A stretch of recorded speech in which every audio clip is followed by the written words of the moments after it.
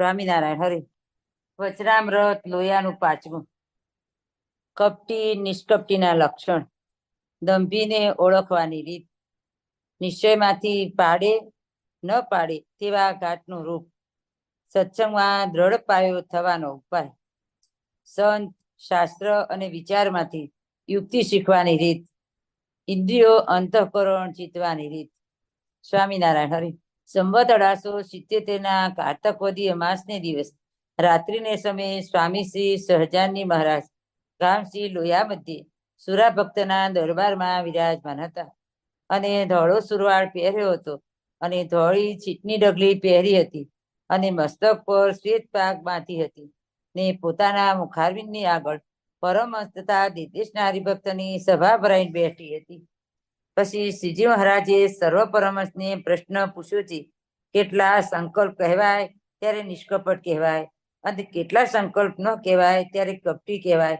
પછી પરમહંસ વચ્ચે એનો ઉત્તર ન થયો ત્યારે શ્રીજી મહારાજ બોલ્યા છે, પંચવર્તમાન સંબંધી પોતામાં કાચપ હોય ને તે પોતાથી વિચારે કરીને ટળતી ન હોય તો તે કાચપ જેમાં ન હોય એવા જે સંત તેને આગળ કહેવું, અને કોઈક સંતનો અવગુણ પોતાને આવ્યો હોય તો તે કહેવો, તથા ભગવાનના નિશ્ચયમાં અનિશ્ચયનો ઘાટ થયો હોય તે પણ કહેવું, ત્યારે તે નિષ્કપટ કહેવાય.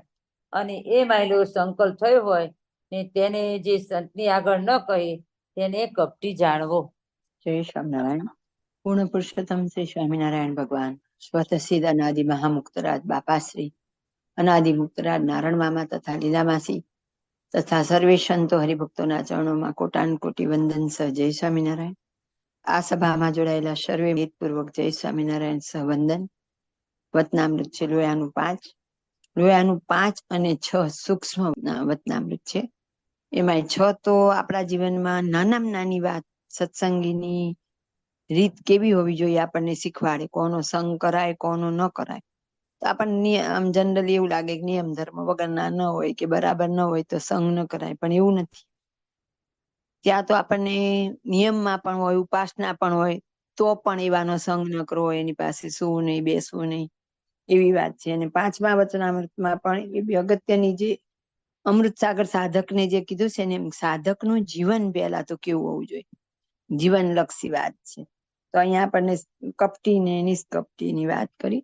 અયોધ્યા પ્રસાદજી મહારાજનું કીર્તન છે કે કપટી ન તરે રે સંસાર મેં, શરણ આયો સભી તરે, બધા તરે પણ કે કપટી ન તરે.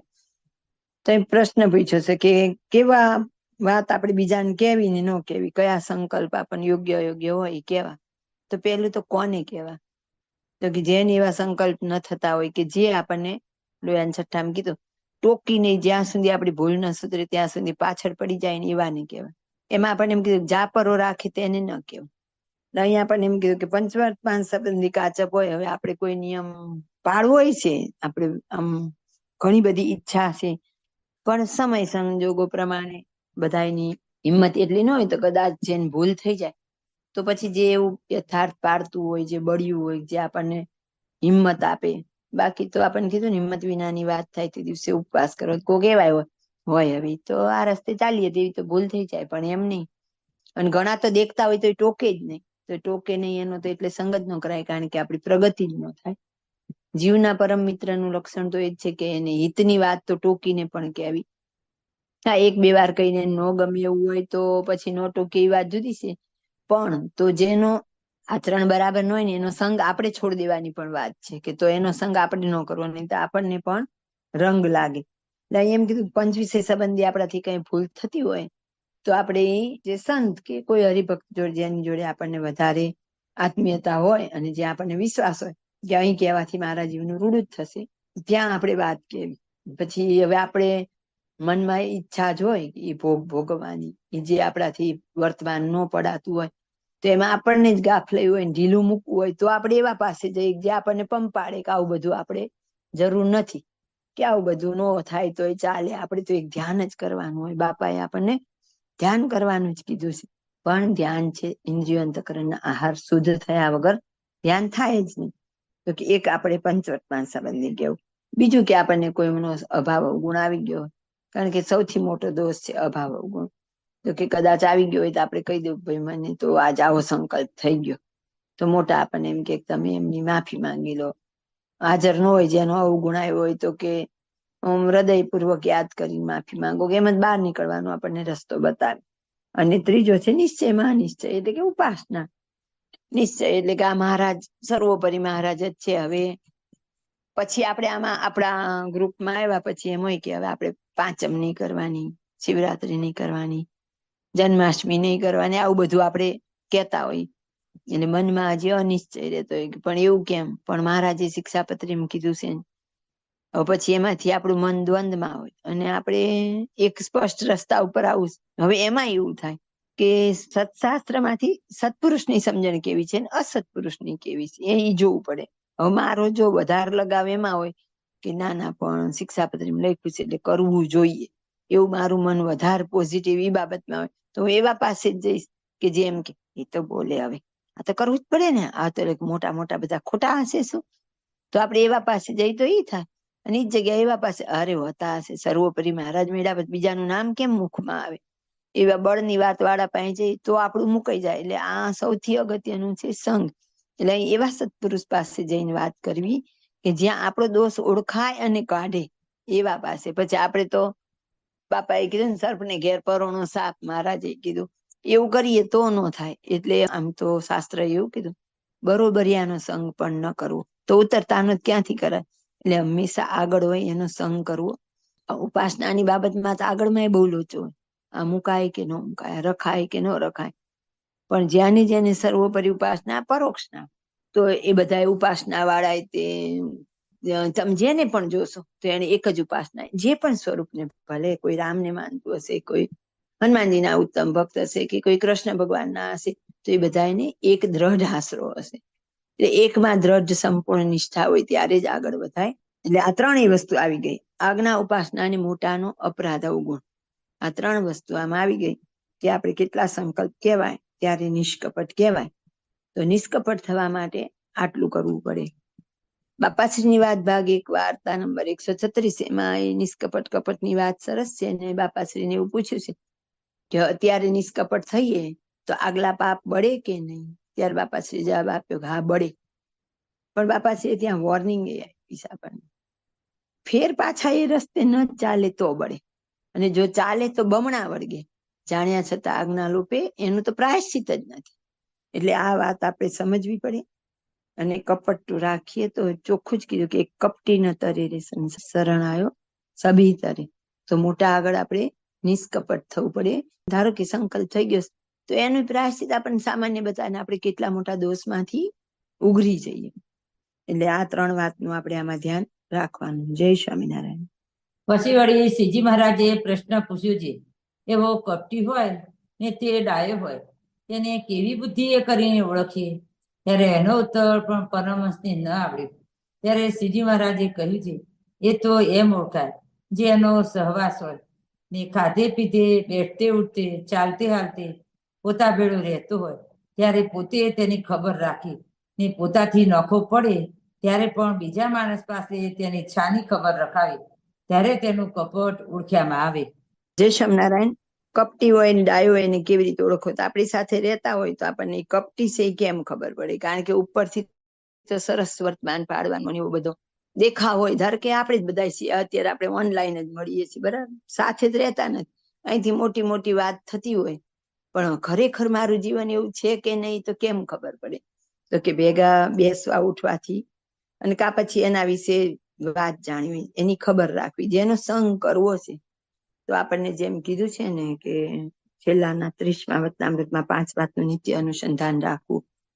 એમાં મુક્તાનંદ સ્વામી જેવા મોટા સાધુ હોય તો એને પણ આટલા વિષય ટળ્યા છે ને આટલા છે એવું જોતા રહેવું. તો આપણે અવગુણ લીધો ન કહેવાય. આમ આપણે એમ કહીએ ક્યારેય કોઈના વિશે અવગુણ ન લેવો, પણ એને સારસારનો વિવેક કહેવાય.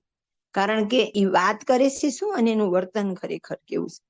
જ્યારે એના વર્તનમાં હશે ત્યારે જ એ વાત આપણને સ્પર્શશે અને ત્યારે જ એ વાતને ભારપૂર્વક કહેશે. ભારપૂર્વક કે તો જ આપણી અંદરથી દોષ ટળે. તો એટલે આપણે જોવું પડે કે ઉપરથી કે આટા ટોપ રાખે છે ને અંદર એવું નથી. અને જો એવું નહીં હોય તો આપણે આગળ નહીં પ્રગતિ કરી શકીએ. એટલે આપણે કપટ ઓળખવા માટે અને એના માટે તપાસ કરવી પડે કે ખરેખર એવું એમનું વર્તન છે. આ જોગ કરવા માટેની વાત છે. એટલે બાકી આપણે તો બીજો કોઈ એવો જરૂરત હોતી નથી, પણ જેનો જોગ કરવો છે એની દરેક ક્રિયાને તપાસવી પડે કે ખરેખર એ બોલે છે પ્રમાણ જીવન છે કે નહીં. તો પછી એની વાત દરેક માની અને આગળ વધાય.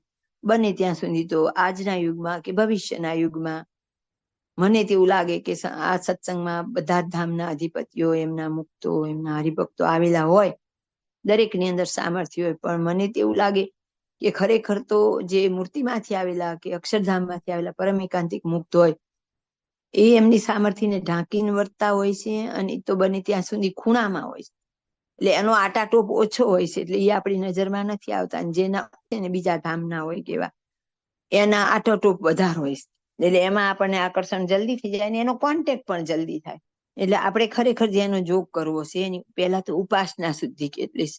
હર હર મહાદેવ ને લાંબી લાંબી જયના લિસ્ટ આવે, ખબર પડી જાય ને. આજે તો સત્સંગમાં આપણે મહારાજે આપેલો ચાયણો ફેરવો હોય ને તો 99% તો ઉપાસનામાં જ ખડી જાય.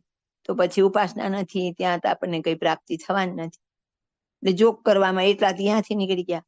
પછી ઉપાસનામાં હોય, વાતોય મોટી મોટી મૂર્તિની કરતા હોય, પણ બે દેશની ગાદીમાં હોય. આજ્ઞા લોપી જ છે, મોટામાં મોટી આજ્ઞા લોપી. તો આજ્ઞા લોપી લીટો લોપાઈ ગયો એટલે એને પડતા મૂકો, વાહી બચે જ નહીં. એવું તરત પકડાઈ જાય સાચી દિશા, સાચા મુક્ત ને સાચો રસ્તો, પણ વિવેક બુદ્ધિ રાખીએ તો. પણ હવે આપણે તો બધાય સાધુ સરખા, કોણ સારો કહીએ ને કોને નરસો કહીએ તો ન થાય. વિવેકપૂર્ણ દ્રષ્ટિએ જોઈએ તો આટલું બાદ કરતા તમે બચે જ શું એ આપણને ખબર પડી જાય. જય સ્વામિનારાયણ. પછી વળી શ્રીજી મહારાજે પ્રશ્ન પૂછ્યો છે, દંભે કરીને વર્તમાન પાડે ને દંભે કરીને ભગવાનનો નિશ્ચય રાખતો હોય ને તે પોતે બુદ્ધિવાળો હોય ને માની હોય, તે પોતાના વર્તમાનને ને પોતાના નિશ્ચયને બીજાના સાચા વર્તમાન ને નિશ્ચય તેની આગળ અતિ કરી દેખાડતો હોય, ત્યારે તેને એમ કેમ કરીએ જે એનો દંભે કરીને વર્તમાન ને નિશ્ચય છે? ત્યારે એ પ્રશ્નનો ઉત્તર પણ પરમહંસ વતી ન થયો.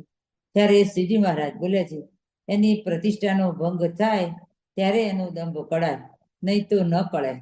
જય સ્વામિનારાયણ. જેને દંભ હોય ને એનાથી સહન ન થાય, પણ ખરેખર જેને મહારાજમાં પ્રીતિ કે નિશ્ચય દ્રઢ હોય એને તો અપમાન ને માન સમ થઈ જાય. એટલે અપમાન વખતે પણ ગળી પીવે, ત્યારે આપણને ખબર પડી જાય કે આ ખરેખર મુક્ત છે કે કોઈ સાધન દશામાં આગળ છે. ત્યારે આપણને એનો સમાગમ કરવાની ત્યારે ખબર પડે કે આનો આપણે સમાગમ કરાય અને આનો ન કરાય. થોડુંક ખાલી આમ અપમાન જેવું થાય ત્યાં એની પ્રતિષ્ઠા ભંગ થાય. અને કલ્યાણ નિર્ણયમાં પણ કીધું ને કે પછી જૈન બાંધે બીજો મત, તો કે જુદા જઈને પછી બીજા મત બાંધે અને અલગ રહે, પણ જે ખરેખરા હોય તો સહન કરીને પણ હરિભક્તોના પીડા વચ્ચે જ રહે અને પ્રતિષ્ઠાનો ભંગ થાય તો પણ પોતાના સત્ય ઉપર અડગ રહે. બધાની સાથે ચાલુ ચાલમાં ભળી ન જાય. સત્યનિષ્ઠા માટે લડત આપે. આપણે જોઈએ નિત્યાનંદ સ્વામી, એમણે તો મહારાજે ખુદે કેવી પરીક્ષા લીધી હતી. આપણે હોય તો આપણે મહારાજની આયા જ કરી દઈએ ને, પણ એમણે એટલા બધા વચ્ચે અપમાન થયું, કાઢી મૂક્યા, તો પોતાનો નિશ્ચય દ્રઢ હતો તો એ ટેક પકડી રાખી અને પછી મહારાજનો એમના ઉપર ખૂબ રાજીપો થયો. તો આજ સુધી નિત્યાનંદ સ્વામીના ગુણ ગવાય છે. એટલે એ વખતે આપણને ખબર પડે કે આપણે આગળ વધ્યા. માન અપમાન, હર્ષોક, રાગ દ્વેષ આ બધામાં સમ થવાનું છે. જ્યાં સુધી માન મળે ત્યાં સુધી ગમે, પણ જેવું અપમાન થાય, અને રિયલમાં માન તો કદાચ આપણે એમ સમજણ કેળવી શકીએ કે આપણે માન બધામાં રહેલું જ હોય, મારામાં એ છે જ, પણ આ તો સમજણથી થોડુંક ટાળવા પ્રયત્ન કરી શકાય. પણ અપમાન સહન કરવું ને એ તો ખરેખર અઘરું હોય છે. આખા ભાવ બદલાઈ જાય અને તીરની જેમ વાગે છે અપમાન. તો માનમાંથી કદાચ પસાર થવાય છે, પણ અપમાનમાંથી પસાર થવું અઘરું હોય છે. એટલે અહીંયા કીધું જયારે પ્રતિષ્ઠાનો ભંગ થાય ને, સાચે સાચી ખબર ત્યારે માન મળે ત્યારે હજી નથી ખબર પડતી, પણ જયારે અપમાન મળે ત્યારે ખબર પડે કે એને દંભ હતો કે સાચા હતા. સાચા હશે અપમાનના ઘૂંટડા ગળીને પણ સ્થિર રહેશે, ત્યારે એ કાયર થઈને કોરે નહીં થઈ જાય. ને ધીમે ધીમે પછી સત્ય બહાર આવે, પણ ત્યારે આપણને સાચા ખોટાની ખબર પડી જાય. જય સ્વામિનારાયણ. અને વળી શ્રીજી મહારાજે પ્રશ્ન પૂછ્યો છે, ભગવાનનો નિશ્ચય તથા વર્તમાન તે બેમાંથી કેવો ગાંઠ હોય તે પાડે, અને કેવો ગાંઠ હોય તો પણ ન પાડે, અને તેનો અવધિ હોય તે કહેવો. તે ક્યાં સુધી એ ગાંઠ રહે તે ધર્મમાંથી પાડે અને ભગવાનના નિશ્ચયમાંથી પાડે. ત્યારે એનો ઉત્તર પણ પરમહંસ વતે થયો નહીં.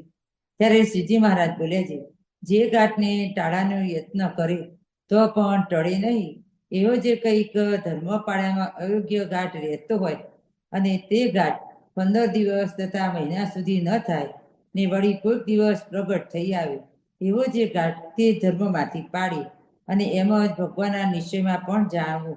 અને જે ગાંઠ થયો ને તેને વિચારે કરી ટાળી નાખે ને પાછો ફરીને તે ગાંઠ થાય નહીં, એવો જે ગાંઠ તે બેમાંથી પાડી શકે નહીં. જય સ્વામિનારાયણ. આ વાત બહુ સૂક્ષ્મ છે. પ્રશ્ન એવો છે કે નિશ્ચય ને વર્તમાન બે વાત હતી, એમાંથી કયો ઘાટ આપણને પાડે? તો કે જે ઘાટ એક વખત મૂકી દીધો, ધારો કે એક્ઝામ્પલ લઈએ કે મેં કોઈ એક વસ્તુ નહીં ખાવાની, બહારનું નહીં જમવાની એવો નિયમ લીધો, તો અહીં એવું કીધું 15 દિવસે મહિને ખાલી ઘાટ હો, ક્રિયા નથી કીધી, ખાલી ઘાટ થાય કે હાલો ને એકવાર પાઉંભાજી ખાવામાં શું વાંધો, આ તો ખાલી દ્રષ્ટાંત આપું છું, આ કોઈને સાચું ન માનતા. તો એ ખાલી ઘાટ થયો ને તો એ મને જરૂર પાડે.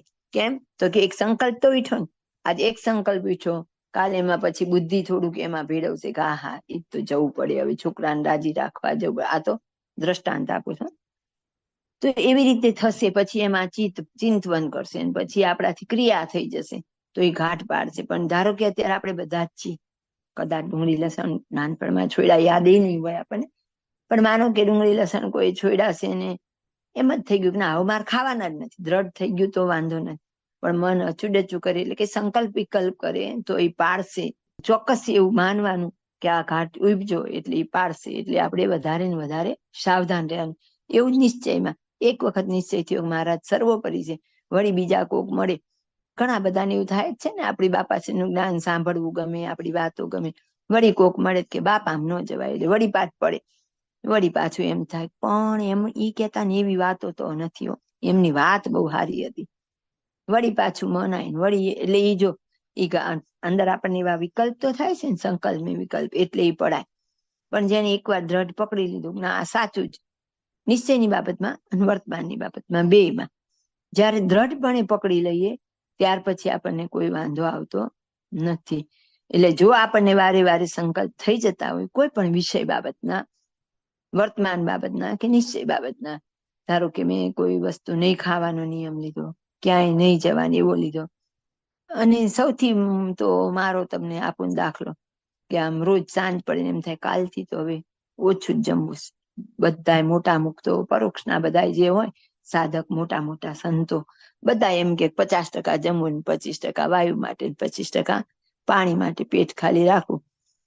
સવાર પડે ને પાછા હતા નાય, તો એ સંકલ્પ પાછો થયો ને ક્રિયા થઈ ગઈ, એટલે આપણે એમાં નિશ્ચય આપણો એમાં અડગ રહ્યો નહીં, તો એ ઘાટ ઉભજો ને એટલે એ પાડે જ.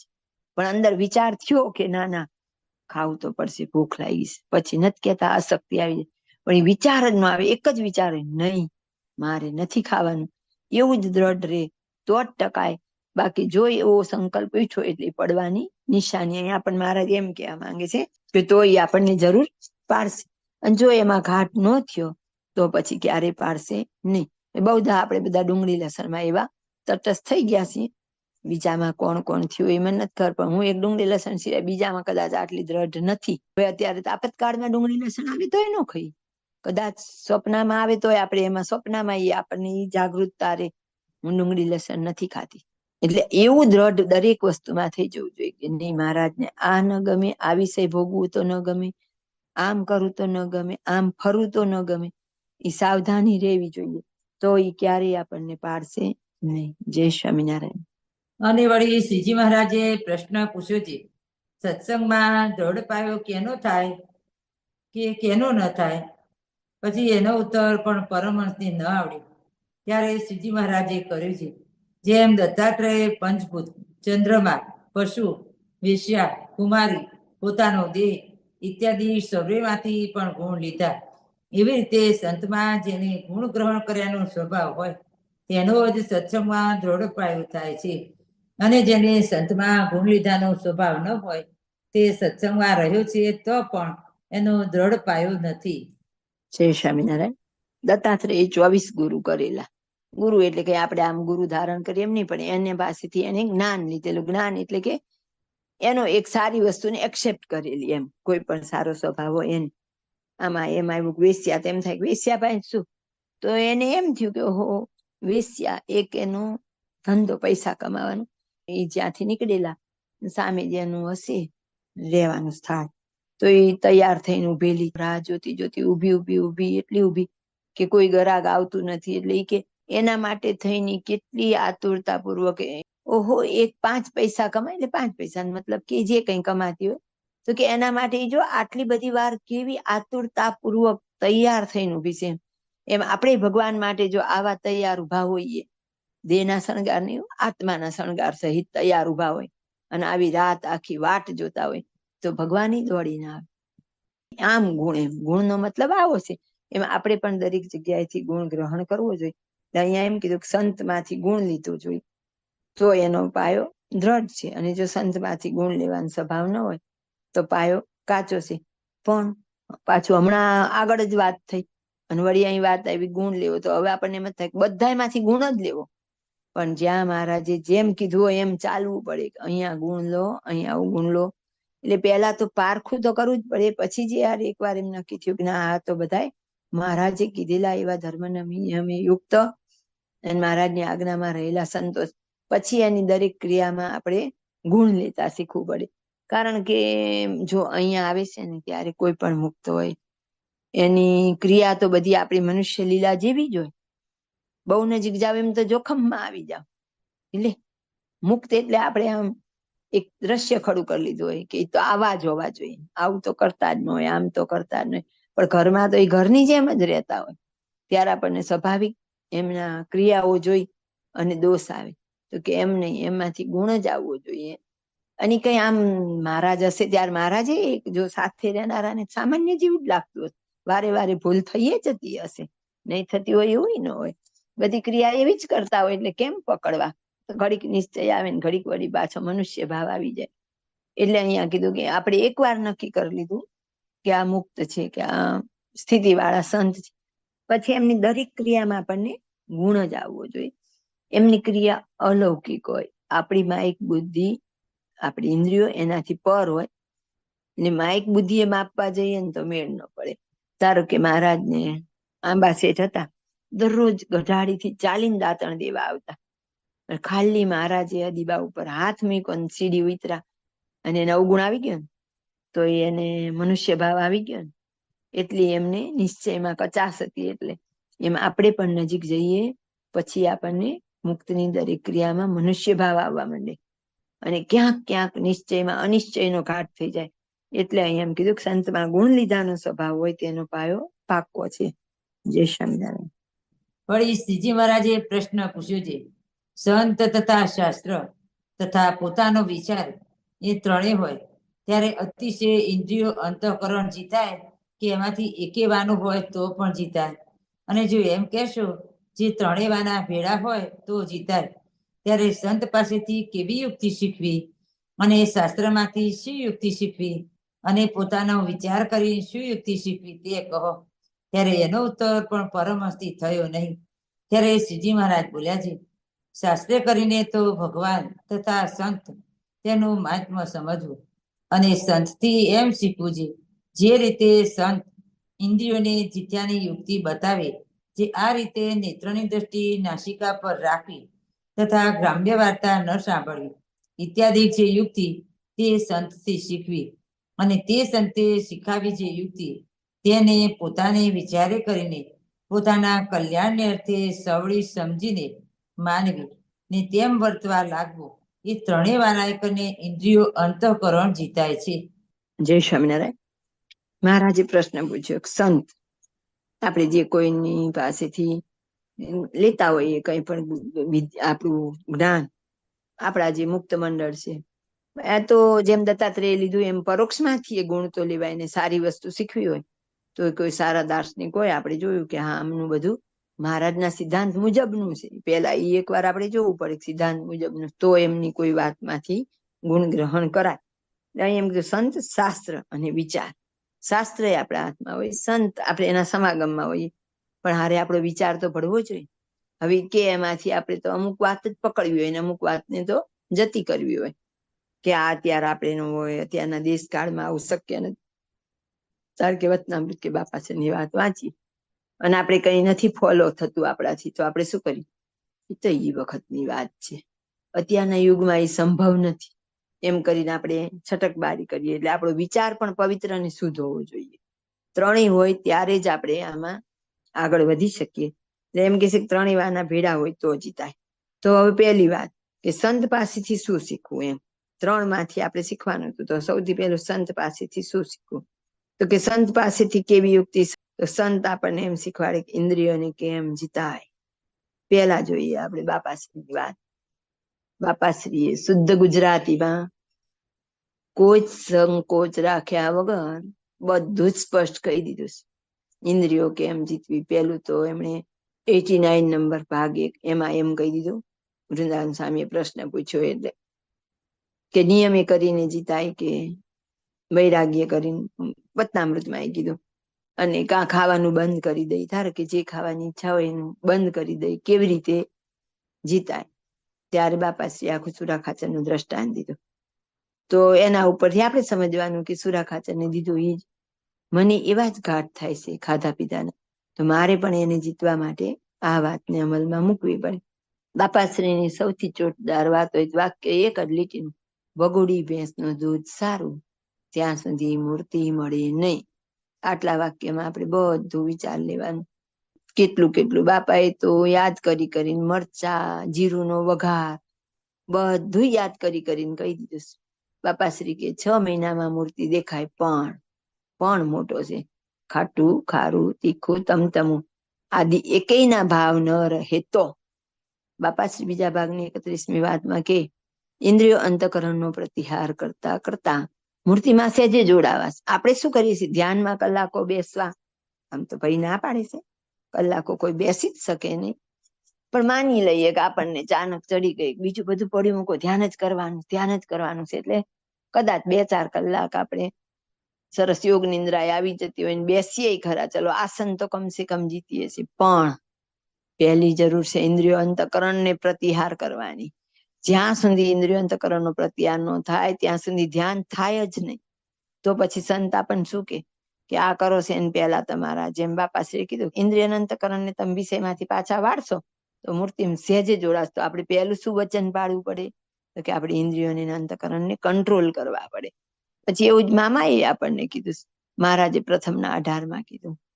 કેટલું સરસ એમાં આમ રિક્વેસ્ટ કરી દીધી આપણને રીતસરની, એમ ભલા થઈને અમારો દાખલો સુફળ કરજો, તો અમે માનીએ કે તમે અમારી સર્વે સેવા કરી. સર્વે સેવા આપણે દિવસ ને રાત સેવાય કરવા તૈયાર, તન મન ધનથી.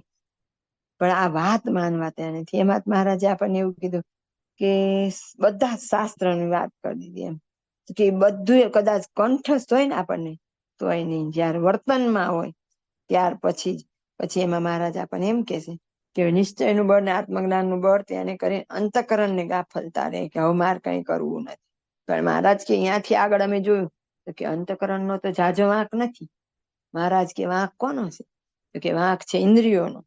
ઇન્દ્રિયો પોતપોતાના વિષયમાં દોડે છે એટલે અંતકરણ બગડ્યું છે. પ્રથમના 18માં આપણને આ વાત સમજાવી લીધી. એટલે પછી આગળ મહારાજ એમ કીધું, માટે જે પંચ વિષયને સમજ્યા વિના ભોગવશે, સારસાનો વિભાગ નહીં કરે, નારદસંકાદિક જેવો હશે, એટલે કે સિદ્ધ મુક્ત જેવો હશે, તેની પણ બુદ્ધિ ભ્રષ્ટ થઈ જશે. ને જે દેહાભિમાની હોય ને તેની બુદ્ધિ ભ્રષ્ટ થાય, તેમાં શું? આપણે તો દેહાભિમાનીમાં આવીએ, તો કે આપણી તો થાય જ. તો કે મહારાજ આગળ એમ કે છે, પંચેન્દ્રિયોને યોગ્ય અયોગ્ય વિચાર્યા વિના મોકળી મેલશે, તેનું અંતકરણ ભ્રષ્ટ થઈ જશે. એટલે પહેલી શું કીધી? ઇન્દ્રિયો. પંચેન્દ્રિયો દ્વારા જીવ જે આહાર કરે છે તે આહાર જો શુદ્ધ કરશે તો અંતકરણ શુદ્ધ થશે. આપણને પ્રથમના 18માં આ વાત કરી હતી. પહેલું શું કરવું પડે? તો કે ઇન્દ્રિયોના આહાર શુદ્ધ કરવા પડે. પછી અહીંયા પાછું આમાં આપણને લગભગ બધા દાર્શનિકો હોય, લગભગ શાસ્ત્રો હોય, શિક્ષાપત્રી બધામાં કીધું કે રસના ઇન્દ્રિયને વિશેષ કરીને જીતવી. પણ મહારાજે આપણને પ્રથમના 18માં એ કહી દીધું, પંચેન્દ્રિયના આહારમાંથી એક પણ ઇન્દ્રિયનો આહાર જો મલિન હશે તો અંતકરણ ભ્રષ્ટ થશે. શું કીધું? પંચેન્દ્રિયોમાંથી. આપણે જનરલી આપણો સત્સંગ ક્યાં સુધી માનીએ કે લગ્ન પ્રસંગમાં કે ક્યાંય જઈએ છીએ તમે બહારનું નથી જમતા એટલે આપણે થઈ ગયા એકાંતિક.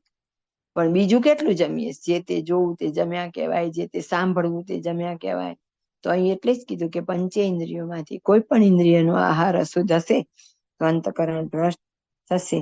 ભગવાનના ભક્તને ભગવાનના ભજનમાં જે કાંઈ અંતર થાય છે વિક્ષેપ, આપણે બેસીએ ને આપણે બધા એનો પ્રશ્ન હોય જ કે મને કેટલા ઘાટ સંકલ્પ થાય, એ વખતે જ બધું યાદ આવે છે. તો કે એનું કારણ છે પંચ ઇન્દ્રિયોનો વિષય જ અંતકરણ પણ નહીં. એટલે સૌથી પહેલા જરૂરી છે ઇન્દ્રિયોને કંટ્રોલ કરવો. આગળ હજી પેરેગ્રાફ આવશે એમાં એનું પર આપણે વિશેષ લેશું. મહારાજે તો એટલે પછી વચનામૃતમાં છેલ્લે કહી દીધું ને, આ જે અમારું વચન તે ભલા થઈને સર્વે જરૂર રાખજો, તો અમે જાણીએ કે તમે અમારી સર્વે સેવા કરી. અમે પણ તમને સર્વેને આશીર્વાદ દેશું. પાછા મહારાજ કે જો તમે આવું કરશો ને તો આશીર્વાદ દેશું. પાછ કે તમે ઉપર ઘણા પ્રસન્ન થશે. મહારાજ તો કેટલા રાજી થઈને કે તો કરવાનું શું કીધું? જો આખા પ્રથમના 18માં ક્યાંય ધ્યાન કરવાનું નથી કીધું. માર કહેવાનો મતલબ એવો નથી કે ધ્યાન નથી કરવાનું, પણ પહેલું કીધું ઇન્દ્રિયોના આહાર શુદ્ધ કરવાનું કીધું આપણને. કે મહારાજ પાછા શું કે છે કે ઘણા પ્રસન્ન થવાનું કારણ શું? પાછા મહારાજ આગળ ચોખવટ કરે છે. કેમ અમે પ્રસન્ન થશું? તો કે કાંજે તમે અમારો દાખલો સુફળ કર્યો. શું દાખલો? તો કે અક્ષરધામ માંથી મહારાજ પોતાના મુક્તો એ સીધા બ્રહ્માંડમાં પધાર્યા. કેમ? આપણા જેવા જીવોને મૂર્તિ સુખ મળે એના માટે આવ્યા. આપણે કોકનું કઈક કામ કરવા જઈએ અને લાંબા થઈને ગયા હોય ને પછી આપણું કઈ વાત ન માને, કેવું આપણને થાય, હું ત્યાં ઠેઠથી આવીને તમે તો આટલું માયના નહીં. એમ મહારાજ કે અમે ત્યાંથી આવ્યા છે ને તમે અમારી આટલી વાત માનજો. પાછા આગળ કે ભગવાનનું ધામ છે ત્યાં પણ સર્વે ભેડા રહેશું. પછી મહારાજ ને એમ થયું કે આ કઈ એમ માને એમ નથી, કે જો તમે આ પ્રમાણે નહીં માનો તો આપણે ઘણું છેટું રહેશે. પાછું મહારાજ બીજી વાર એ કહી દીધું, અને ભૂત કે બ્રહ્મ રાક્ષસ નો દેહ આવશે, હેરાન થાશો.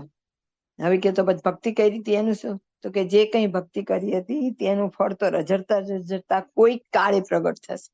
એટલે વળી આ સાધન બધું જમા થાય, જયારે આપણે એવા પાત્ર થશું ત્યારે એનું ફળ મળશે. તો જો આપણે એમ કે મહારાજને મુક્તોને પ્રસન્ન કરવા હોય, અને ખરેખર આપણું જીવન કેવળ પ્રસન્નતા માટે જ છે, તો કરવા હોય તો એમનો આપણને એક જ વારંવાર આગ્રહ છે, ઇન્દ્રિયોના આહાર શુદ્ધ કરો. એટલે અહીંયા આપણને 2 કીધું ને 3 કીધું, સંત પાસેથી સુયુક્તિ શીખી. સંત આપણને જેમ શીખવાડે એવી રીતે આપણે વિષયને જીતવાય. એટલે હમણાં આપણે પછી અમૃત સરિતા અને બાપાશ્રીની વાત ને બધામાંથી સંત આપણને શું યુક્તિ શીખવાડે છે એ જોઈશું. ત્યાં પાછું આપણને ઘણી વાર એવું પણ થાય કે મહારાજ બાપા વખતનો સમય જુદો હતો, મામા વખતનો પણ થોડો જુદો હતો. તો હાલના વર્તમાન સમય પ્રમાણે તો આપણે એમાં ભયના અભિપ્રાય પણ જોશું.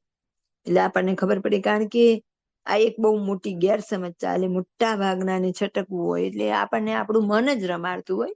ગુણાતીતાનંદ સ્વામી કે છે ને, કેટલાકને મન રમાડે ને કેટલાક મનને રમાડે છે. એટલે આપણું મન જ રમાડે. પણ મારે આ ખાવું કે પહેરવું કે ફરવું નથી, પણ એના મને મનમાં વિચાર આવ્યા કરે. તો એ વિચાર આવ્યા કરે વારંવાર, એના કરતા હું એ કરી લઉં તો શાંતિ તો થાય. એટલે મોટા ભાગનાની દલીલ આવી જોઈએ. ઉપરથી છોડીએ પણ અંદર છે તો છોડ્યું ક્યાંથી કહેવાય. તો બાપાશ્રીએ ભાગે 1 વાર્તા નંબર 102 એમાં ચોખ્ખું જ કીધું, સ્થૂળ દેહ વર્તમાન પાર છે તો એના જમાનામાં છે. પહેલા હંમેશા ઇન્દ્રિયોના દ્વાર જ બંધ કરવા પડે, ત્યાર પછી જ અંતકરણ જીતાય. અંતકરણ જીતાય ત્યાર પછી જ ધ્યાન થાય. ધ્યાન થાય પછી જ મૂર્તિ સિદ્ધ થાય, અને ત્યાર પછી જ આત્યંતિક કલ્યાણ થાય. તો ઇન્દ્રિયોના આહાર તો ભલે મનમાં વિચાર આવે, ચિત્તમાં ચિંતવન થાય, પણ જયારે આપણે એના શરીરથી એને કોઈ વિષય ભોગવવા નથી દેતા, ત્યાર પછી ધીમે ધીમે મહારાજને મુક્તો પ્રસન્ન થાય. આપણા કેટલું સાધન, હવે તો એ કઈ બહુ મોટું સાધન તો કર્યું, પણ એટલા જ સાધનથી પ્રસન્ન થઈ જાય. અને પછી આપણા અંતકરણને જીતવામાં કૃપા વાપરે. સંત આપણને ઇન્દ્રિયોના આહાર શુદ્ધ કરવાની વાત શીખવાડે, એ શીખવી. પછી શાસ્ત્રમાંથી શું કરવું? તો કે ભગવાન સંતનો મહિમા સમજવો. જ્યાં સુધી આપણને ભગવાનની સંતનો મહિમા નહીં થાય ત્યાં સુધી એમની વાત સાચી નહીં મનાય. જેની સાથે સહેજી સહેજી હેત હોય એની વાત મનાય. જો કે એવું નથી. મામા કરતા આપણને માસીનો સમાગમ થોડો ટાઈમ રહ્યો, માસી ઘણી બધી વસ્તુ માસીને અનુકૂળ નહોતી, એમણે એમની વાતોમાં આપણને બતાવેલી જ છે એમની અરુચિ. કે ધારો કે કોઈને એમ કીધું કે ડ્રેસના ગળા મોટા ન કરવા, કોઈને કીધું ફિટિંગ વાળા ડ્રેસ ન કરવા, કોઈને કીધું કે નખ લાંબા ન કરવા, કોઈને કીધું નખ ન રંગવા, કોઈને કીધું લિપસ્ટિક ન કરવી, કોઈને કીધું પાર્લર ન જવું, કોઈને કીધું જીન્સ ન પહેરવું, કોઈને કીધું એડી વાળા ચંપલ ન પહેરવા, થાળ તો પિક્ચર જોતા હોય એના હાથનો થાળ ન જમે. આવું બધા એને થોડું થોડું કીધેલું જ છે. હવે કોઈને કીધું એ હું માની લઉં કે માસીને આ નથી ગમતું એટલે મને કહી દીધું. તો કે એ આપણે વિચાર કરવો પડે ને, એમનું મહિમા જયારે થાય તો એમનું વાત મનાય જ. આપણને જો એવો મહિમા હોય કે આવડા મોટા અનાદિ મુક્તની મને સહેજે સહેજે પ્રાપ્તિ થઈ છે, કે જે મુક્તના દર્શન તો દેવોને પણ દુર્લભ છે, તો એમની એક આવડી વાત મારાથી નહીં મનાય, એમ મહિમા થવો જોઈએ. અને પછી ત્રીજું શું જોઈએ તો કે પોતાનો વિચાર, આપણું બળ જોઈએ ને. બાપાશ્રીની વાતમાં એક આવે છે ને, આમ ઈ વાક્ય આમ જરાક બધાને સમજાયું નથી. એમ કે ને કે જો મળે મરદ મુછાળો તો કે તેલ ટકા તુલ્લી તારું, જો મળે વાણિયો તો કે હું મરદ મુછાળો. તો એ કેમ કે એક વ્યક્તિ જતી હોય ને રાત્રે ખેતરમાં ઓલું એ બાંધો હોય ચાડિયો, તો એ હલતો હોય એ જોઈને જે ફોસી હોય ને એ બી જાય કે આ હામી છે ને કોક જો જબરો હશે ને તો શું કરીશ, તો કે બધું આપી દઈશ, ભાઈ તું આ બધું લઈ લે, મને જીવતો છોડ, મને નો મારીશ, હાલે તું કે એ બધું આપી દો. પણ કે જો ઈ કોક હશે ને કે એવો ચાલો ચાલ માણસ, એટલે કે ઢીલો માણસ, એમ ઓલા મેં એમ કીધું તો કોડી જેવો ને એવો કોઈ આકડો માણસ હશે, અને જો ઢીલો હશે તો કે હું કહીશ કે હું મરદ મુછાળો સ્થાયી કર લે. તો એનો અર્થ શું છે? બાપાશ્રી આપણને એમ સમજાવવા માંગે છે કે આપણને કોઈ એવો વિષય પ્રત્યેની આસક્તિ છે, રાગ છે, પણ જો એ પ્રબળ હશે તો આપણે શરણાગતિ સ્વીકાર લેશું, કે બધી ઇન્દ્રિયોને શરણે પાડી દેશું. ના ના, આવું કઈ ન હોય. મહારાજ ને મુક્ત તો રાજી છે ને, આવું કઈ તો કરવાનું જ ન હોય. પાછી એક વિચારધારા આપણે એવી એ કરી દઈએ, કાં તો પાછી એમ કઈ જો અહીં હું નહીં ખાઈ લઉં ને તો ધારે કે એક્ઝામ્પલ આપણે લઈએ કે ગળ્યું, તો કે પણ તો પછી બીપી થઈ જશે. પછી હવે આપણે ઉંમર વાળા હોય, રોટલી ચવાય ન ચવાય તો આ જરાક આપણે આ ઉતરી જાય, શીરો હોય તો ઉતરી જાય, પણ તે દિન વાત તે દી, અત્યાર શું છે? એમ કરીને આપણું મન બુદ્ધિ બધા આપણને તર્ક આપી આપી અને જીવને હરાવી દે. એટલે ત્યારે આપણો પોતાનો વિચાર પણ એટલો સંકલ્પ દ્રઢ હોવો જોઈએ. આપણા મનની જેટલી દ્રઢતા હોય એટલા જ આપણે વિષય સામે લડી શકશું.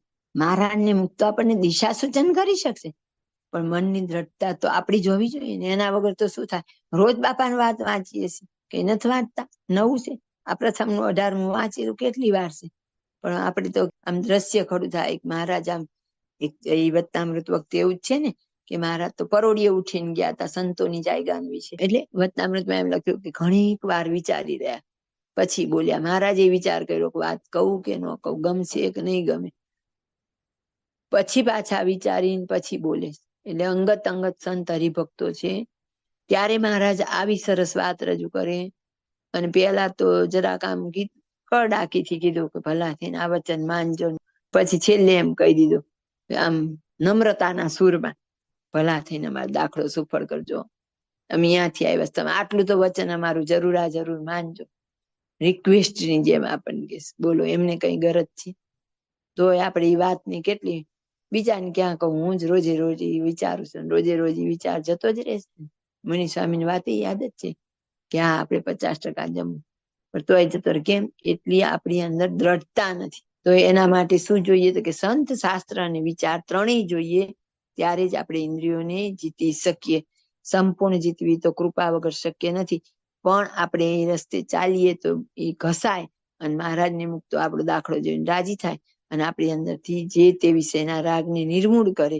પણ એના માટે પહેલા આપણે પોતાનો પ્રમાણિકપણે પુરુષ પ્રયત્ન જોઈએ. જય સ્વામિનારાયણ. અને તે પછી વળી શ્રીજી મહારાજે પ્રશ્ન પૂછ્યો છે, ઇન્દ્રિયોને જીતે અંતઃકરણ જીતાય છે કે અંતઃકરણને જીતે ઇન્દ્રિયો જીતાય છે? પછી એ પ્રશ્નનો ઉત્તર પણ પરમહંસને ન આવડે ત્યારે શ્રીજી મહારાજે કર્યું છે, બાહ્ય ઇન્દ્રિયોને દેહ દમને કરીને જીતે અને દેહ દમને કરીને બાહ્ય ઇન્દ્રિયો જીતાણી હોય તો પણ 5 વર્તમાનના નિયમમાં દ્રઢ થઈને રહેતો હોય તો બાહ્ય ઇન્દ્રિયોને જીતવે કરીને અંતઃકરણ જીતાય, પણ એટલે અંતઃકરણને જીતવે કરીને બાહ્ય ઇન્દ્રિયો જીતાય નહીં. અને બાહ્ય ઇન્દ્રિયોને જીતવે કરીને તો અંતઃકરણ જીતાય છે. કેમ? જે જો બાહ્ય ઇન્દ્રિયોને જીતે ને વિષયમાં પ્રવર્તવા દે નહીં, ત્યારે અંતઃકરણ માહિલીકોથી નિરાશ થઈ જાય છે, જે આ દેહ કરીને આ વાત બનવાની નથી. જય સ્વામિનારાયણ. આ પ્રશ્નને સમજવો અતિશય જરૂરી છે. આમાં જ મિસઅન્ડરસ્ટેન્ડિંગ પણ બહુ સત્સંગમાં ચાલે. જે હમણાં વાત કરી ને કે પણ મનમાં તો વિચાર હોય ને પછી આપણે ખાઈએ નહીં તો એ તો કેમ થાય ને, એ તો વિષય ભોગવ્યો જ કહેવાય ને, આવા બધા આપણા અંદર તર્ક ઉઠે. એ તર્કે આપણે આપણી ઇન્દ્રિયોને બધા વિષયમાં પ્રવર્તવું છે, એટલે એ બધા ભેગા થઈને અંતઃકરણને દોડે છે, અને અંતઃકરણ આપણને એવી એવી દલીલો આપે છે. પેલું તો ઇન્દ્રિયો જીતે અંતઃકરણ જીતાય કે અંતઃકરણને જીતે ઇન્દ્રિયો જીતાય? તો ઇન્દ્રિયો શું ને અંતઃકરણ શું, પહેલા તો આપણને ખબર પડવી જોઈએ. તો આપણે 10 ઇન્દ્રિયો છે ને 4 અંતઃકરણ છે, 5 જ્ઞાનેન્દ્રિય ને 5 કર્મેન્દ્રિય. તો આપણને બધાને ખબર છે કે જે આપણી દેખાય છે બધી હાથ પગ નાક કાન આ બધી ઇન્દ્રિયો કહેવાય. અને અંતઃકરણ એટલે મન, બુદ્ધિ, ચિત્ત અને અહંકાર. આ 4 ને અંતઃકરણ કહેવાય. પ્રશ્ન શું હતો? ઇન્દ્રિયોને જીતે અંતઃકરણ જીતાય કે અંતઃકરણને જીતે ઇન્દ્રિયો જીતાય?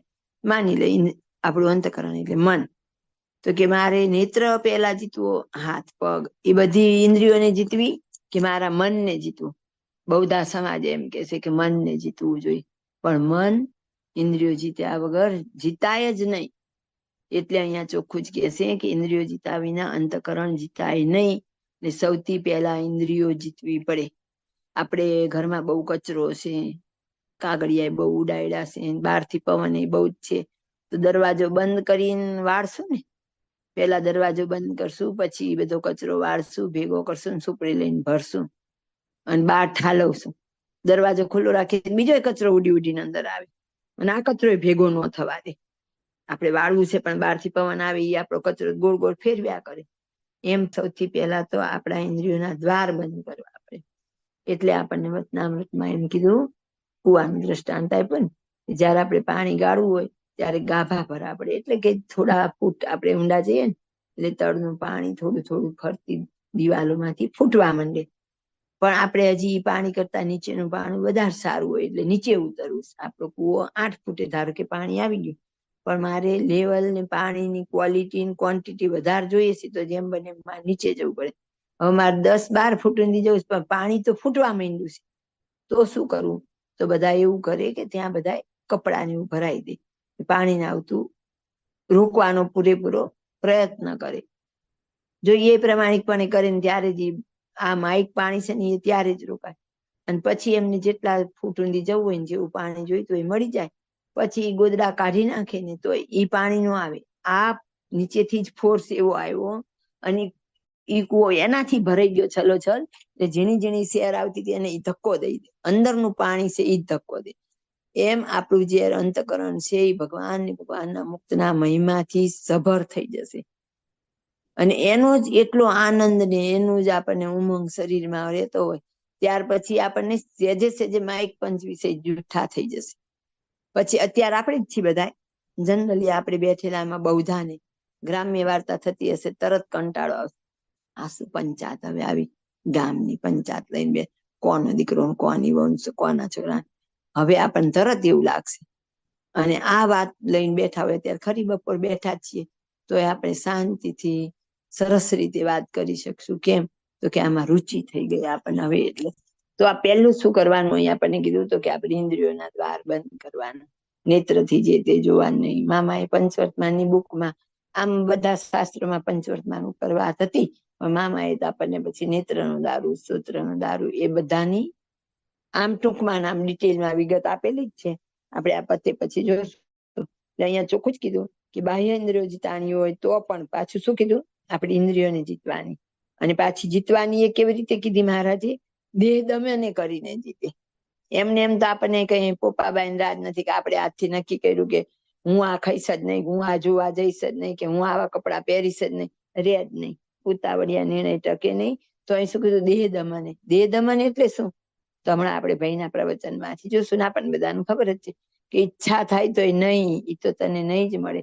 ઘણી વાર તો એવું હોય છે, ઘણી ઈચ્છા એટલી પ્રબળ હોય અને આસક્તિ એટલી પ્રબળ હોય કે ન મળતા શરીરને રોગ પણ થઈ જાય છે, કારણ કે એના મનની અંદર ઝંખના. તો પણ મહારાજને મુક્તોનું બળ લઈ અને એની લડત આપવાની છે. એટલે પેલું જ મહારાજે એમ કીધું બાહ્યેન્દ્રિયોને દેહ દમને કરીને જીતે. હવે આપણે દેહ દમન તો કઈ કરવું જ નથી. પછી એમ કીધું દેહ દમન કરીને બાહ્યેન્દ્રિય જીતાઈએ ગઈ. ધારો કે હું પિક્ચર જોવા નથી જતી, એવું માર નક્કી થઈ ગયું, બરાબર, તોય પાછું નિયમમાં તો રહેવાનું. મહારાજે બાંધેલી જે બાંધણી છે એમાં રહેવાનું. એમ નહીં કે હવે તો મારી ઇન્દ્રિય જીતી ગઈ ને હવે મને આવી કઈ અસર નથી થતી, મને કઈ ગ્રામ્ય વાર્તામાં રસે નથી, એ આપણને ખબર ન હોય ક્યારે રસ થઈ જાય. તો છતાં નિયમ તો રાખવો જ પડે. ગ્રામ્ય વાર્તા નહીં કરવું, ટોળ ટપ્પા નહીં કરવું, હસી મજાક નહીં કરવું. તો આપણો જે સંગ છે ને એવો હોય છે, તરત જ કોક યાદ કરાવે કે આપણે એવડા રસ્તે ચડી ગયા, આપણે ટોળ ટપ્પાએ ચડી ગયા, આપણે રસોઈની રેસીપીમાં ચડી ગયા. એ કોણ કરાવે? એ એક સરખું એવું હોય ને યુનિટ, તો એમાંથી કોક ને કોક તરત વાળે એવો સંગ હોય. એટલે કે એવું આપણા દેહ ઉપર કંટ્રોલ તો રાખવો પડે. અને પછી એ નિયમમાં તો રાખવી જ પડે કે નિયમ લેવો પડે. એટલે જ આપણને કીધું નિયમે કરીને આસક્તિ જેટલી જીતાય એવી તો વૈરાગ્ય કરીને પણ ન જીતાય. એટલે આપણે ઘણી વાર કહીએ છીએ ને કે સૌભરીન ચ્યવન ને બધા નિયમ હોત કે અમે આવું દ્રશ્ય નહીં જ જોઈએ તો આટલા બધા વર્ષોનું તપ એમનું પાણીમાં જાત નહીં. પણ નિયમ નહોતો એટલે થયું. પરાશર મુનિને તે સંધ્યા કાળે એક ભલે ને વિજાતીય સ્ત્રી જ હતી ને, નાની ઉંમરની હતી, તો એમ કે એની સાથે એકાંતમાં ન રહેવું. એ જો આજ્ઞા એને લોપી અને નિયમમાં ન રહ્યા તો એનું પતન થયું. એવી રીતે જેટલા શંકરે આજ્ઞા લોપી ને મહારાજની કે સ્ત્રીના રૂપને ધરી રહ્યો એવો જે પુરુષ તેને જોવો નહીં, તેની સાથે સંભાષણ કરવું નહીં, તો એમણે કર્યું તો પતન થયું. એમાં અહીંયા મહારાજ આપણને એમ કે છે કે કદાચ આપણે એ વિષય જીતાઈ ગયો છે એવું આપણને લાગે છે, ભલે ને કદાચ થઈ ગયો સાલો, તો પણ પાછો એને મહારાજનો બાંધેલો નિયમ તો તોડવાનો નથી. અને પછી આગળ આપણને એમ કીધું એકલા અંતકરણને જીતવે કરીને બાહ્ય ઇન્દ્રિયો જીતાય નહીં. એટલે મનને જીતી લઈએ અને જો આપણી ઇન્દ્રિયો જીતાય તો કેવું તો બનતું જ નથી. બાકી આમ તો મન એમ જીતવા હેલાય નથી. એ કઈ એવું નાની ખેલ નથી કે થોડા ટાઈમના અભ્યાસમાં જીતાઈ જાય. તેમ છતાં કોઈને એવું લાગતું હોય મારું તો મન જીતાયેલું છે, મને રાગ દ્વેષ નહીં, મને ખારું મોડું તીખું કઈ નહીં, એટલે મને આ બધો કઈ વાંધો નહીં. ઘણા એવું કે એમ કે મને સ્ત્રી ભાવ જ નથી તો મને જેન સાથે બોલવામાં શું વાંધો? એ આપણને કેમ ખબર પડે? સ્ત્રી ભાવ ભલે કદાચ કોઈની સ્થિતિ એવી છે કે સ્ત્રી ભાવ નથી, પણ સ્ત્રી તો છીએ ને, આ દેહે કરીને સ્ત્રી છે એ તો હકીકત છે ને. જેમ એમની મર્યાદા એમ આપણી મર્યાદા છે, પણ એને આવી રીતે આપણે સમજવું જોઈએ. તો કે બાહ્ય ઇન્દ્રિયોને જીતે ને વિષયમાં પ્રવર્તવા ન દે તો અંતકરણ પછી નિરાશ થઈ જાય કે હવે અહીં મને આ વસ્તુ નહીં મળે. જેમ આપણા બાળકને આપણે એવી જ રીતે ટ્રેન કરીએ છીએ ને, એનું ધાર્યું કઈ બધું થોડું આપી દઈશ. ખૂબ ધન સંપત્તિ હોય, ખૂબ લાડક વાયુ બાળક હોય, એકનું એક હોય, તોય પણ આપણે એને બધું નથી આપતા. કેમ? તો કે એના હિતમાં હોય એટલું જ આપણે કરવા દઈશ. તો કે અહીં એમ કીધું કે ઇન્દ્રિયો જીતવે કરીને જ અંતકરણ જીતાય. અને એ પણ પાછું ઇન્દ્રિયોને જીત્યા પછી પણ પાછી નિયમમાં તો રાખવાની, તો જ જીતાય. નહીં તો આપણે પણ ગમે ત્યારે રસ્તો ભૂલી જઈએ, એની આપણને ખબર રહે નહીં. જય સ્વામિનારાયણ. અને તે પછી વળી શ્રીજી મહારાજે પ્રશ્ન પૂછ્યો છે, બાહ્ય ઇન્દ્રિયો શાણે કરીને જીતાય ને અંતઃકરણ શાણે કરીને જીતાય? પછી એનો ઉત્તર પણ પરમહંસને ન આવડ્યો. ત્યારે શ્રીજી મહારાજે કર્યું છે, ધર્મશાસ્ત્રમાં કહ્યા છે જે ત્યાગીના નિયમ તેને રાખે તથા આહારને નિયમમાં રાખે તથા તપ્તક્રશ ચાંદ્રાયણાદિક વ્રત કરે તથા જાણી જાણીને ટાઢ તડકો ભોગ તરસ તેનું સહન કરે અને ભગવાનના કથા કીર્તન વાર્તા કરે તથા ભજન સ્મરણમાં બેસે તથા આસન જીતે ઇત્યાદિ સાધને કરીને બાહ્ય ઇન્દ્રિયો જીતાય છે. અને ભગવાનના મહાત્માનો વિચાર ને ભગવાનનું ધ્યાન તથા આત્મનિષ્ઠા એટલે કરીને અંતઃકરણ જીતાય છે. ઇતિ વચનામૃત લોહિયાનું 5મું થયું. હવે પાછું મહારાજે જ પ્રશ્ન પૂછી લીધો આપણા માટે થઈને. આગળ વાત થઈ ગઈ કે બાહ્ય ઇન્દ્રિયો જીતે કરીને અંતઃકરણ જીતાય. તો કે હવે બાહ્ય ઇન્દ્રિયો કેમ જીતાય અને અંતઃકરણ કેમ જીતાય? પછી પરમહંસ વતે ન થયો એનો અર્થ એવો નથી કે પરમહંસને આવડતું ન હોય, પણ મહારાજ પાસે જવાબ લેવો હોય એટલે પરમહંસોએ એવું પોતે જાણવા છતાં અજાણ્યા હોવાનું એવું એક કે ને કે એક રૂપક નાટક આપણી ભાષામાં, એટલે જાણતા હોય એ લોકો તો, પણ એવું આપણા માટે કર્યું. તો મહારાજ એમ કીધું ધર્મશાસ્ત્રમાં કયા છે ત્યાગીના નિયમ, એટલે આપણે અહીં એમ નહીં પકડી લેવાનું કે ત્યાગીની જ વાત કરેલી. આપણે બધા એને કલ્યાણ તો કરવાનું જ છે.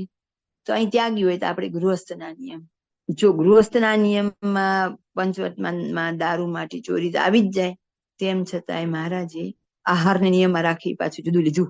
શુદ્ધ તો કરવો, પણ આપણે હમણાં કીધું ને એમ 50% જ જમવું, એ પણ નિયમમાં રાખ્યો કહેવાય. તપકૃત ચાંદ્રનાદિક વ્રત કરે, જાણી જાણીને ટાટ તડખો ને ભૂખ તરસે એને સહન કરીએ, એ સહનશીલતાનો ગુણ કેળવવો. અને આ બધાથી દેહને થોડોક મજબૂત કરવો. હવે આપણે તો એસી જોઈએ ને પંખા જોઈએ ને ગરમ પાણી જોઈએ, અને પછી ક્યારેક કોઈ સંજોગ એવાય હોય કે લાઈટ નથી, ત્યારે આપણા સહન ન થાય તો એ ભજન નહીં થાય, આકુળ વ્યાકુળ થઈ જશું. એટલે આપણે આ પોપાબાઈન જેમ કરીએ છીએ ને એ રીતે તો કોઈ કાળે આપણે ભગવાનની પ્રસન્નતા મેળવી શકશું નહીં. એ ચોખ્ખું જ કીધું કે આપણા પહેલા તો જે આપણા નિયમ છે ગૃહસ્થના, એ પ્રમાણે આપણું જીવન બનાવવું જોઈએ. મામા અને ભાઈ આપણને વારે વારે કહે જ છે કે પ્રમાણિકપણે આપણા ભાગમાં આવતું કર્તવ્ય નિભાવવું જોઈએ, આહારને નિયમમાં રાખવો જોઈએ. હમણાં વિશેષ બધું ડિટેલમાં જોશું. જેના તેના હાથનું ન ખાવું જોઈએ, ગાળી ચાળીને પવિત્રપણે ભગવાનનું નામ સ્મરણ કરતા બનાવેલો આહાર હોવો જોઈએ. એ તો બધું જરૂરી જ છે, પણ પાછો વિધનું ન જમવું જોઈએ, પણ પાછો લિમિટમાં એ જમવું જોઈએ. એ એક મોટી વાત છે. પછી ચાંદ્રણ આદિક વ્રત તો આપણને મોટા મુક્તો એ કીધું ચાંદ્રણ જડતા પૂર્વક કરવાથી જીતાય નહીં કોઈ આપણો વિષય, કે ઉપરથી આપણું કામ નહીં વધે તો કેવી રીતે કરવું. તો હમણાં આપણે મામા આપણને શીખવાડશે કે બધી ઇન્દ્રિયોને આપણે કંટ્રોલમાં કરવી જ ખરું તપ છે. તો એકલો આમ જનરલ સમાજમાં બહુધા એકલું જમવા ઉપર જ ભાર દેવાતો હશે. કોળિયા વ્રત કરશે, ચાંદ્રણ કરશે, પછી કે આ મહિને શાક નહીં, નો ડાઉટ કરે છે, બધા સારું કરે છે, એટલું તો કરે છે ને.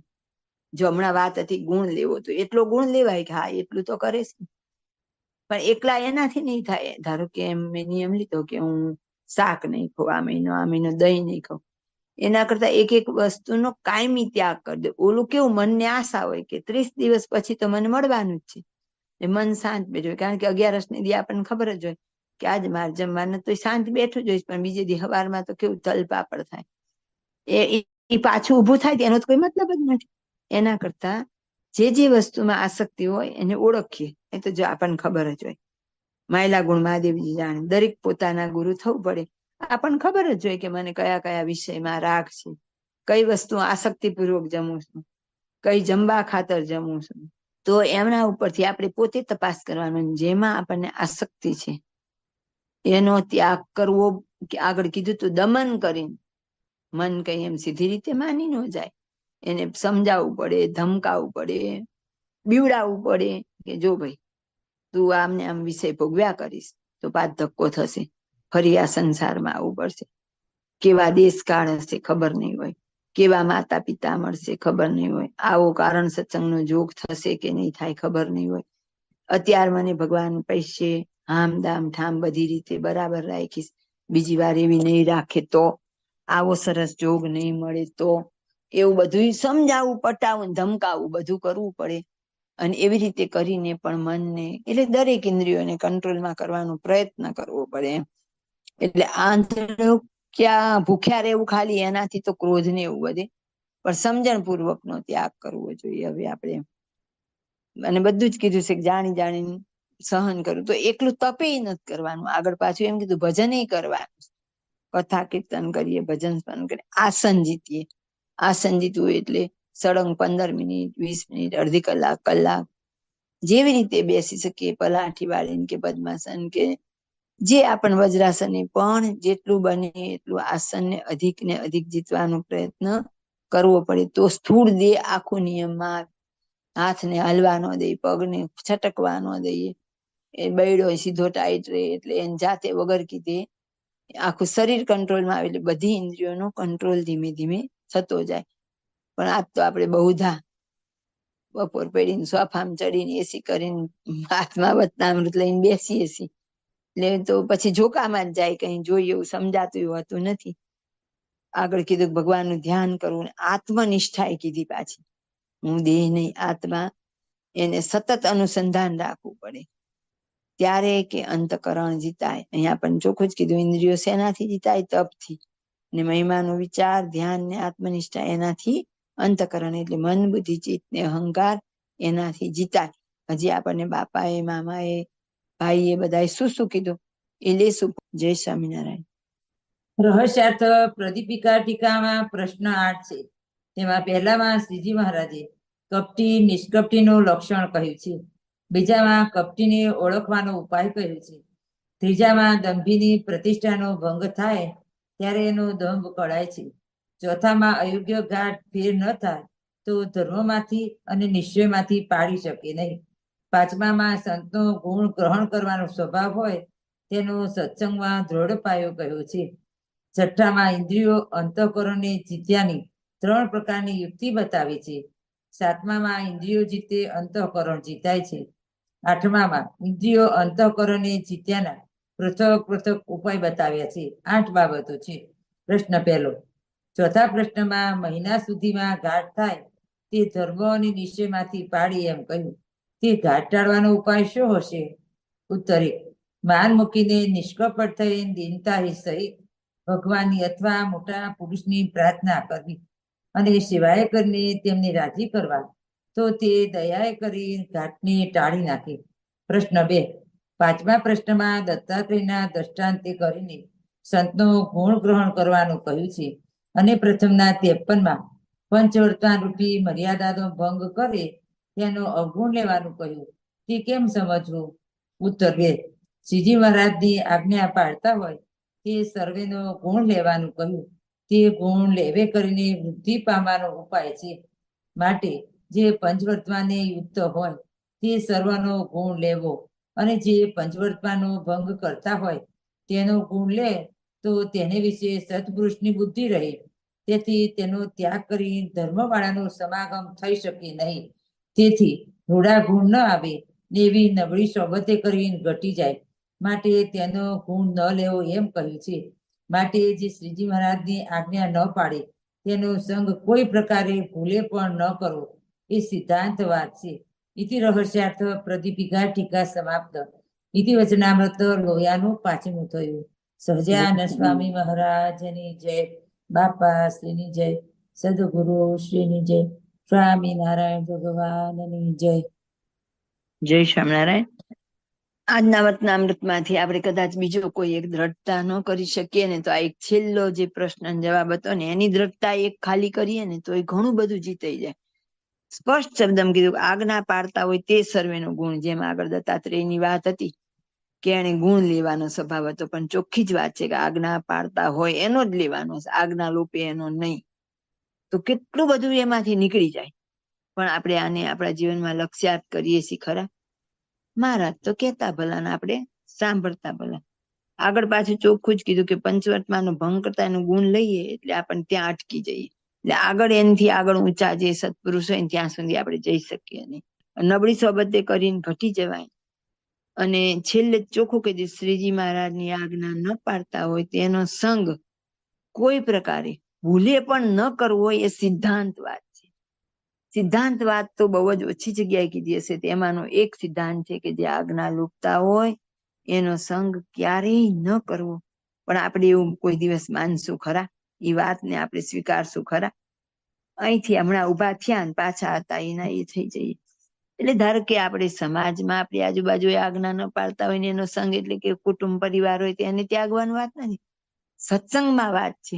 કારણ કે સત્સંગમાં જયારે એવો સંગ હશે ત્યારે આપણું મન ને ઇન્દ્રિયો ને અંતઃકરણ તૈયાર નહીં થાય આગળ વધવા માટે. આપણને નીચેની વાત જ ગમશે એટલે આપણે એમાં ને એમાં અટકી જશું.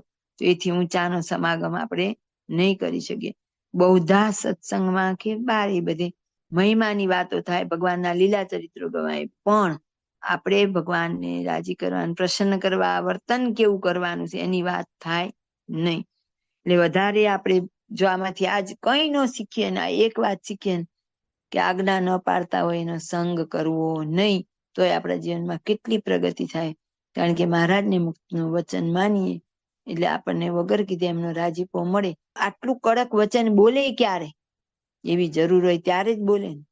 એટલે મહારાજે આપણને પાછું પ્રથમના 18માં છેલ્લે શું કીધું હતું કે પંચેન્દ્રિયોના આહાર છે તેને અતિ શુદ્ધ કરીને રાખજો. પાછી ખબર છે ને આપણને રિક્વેસ્ટ કરી હતી વારંવાર, અતિ શુદ્ધ કીધા હતા.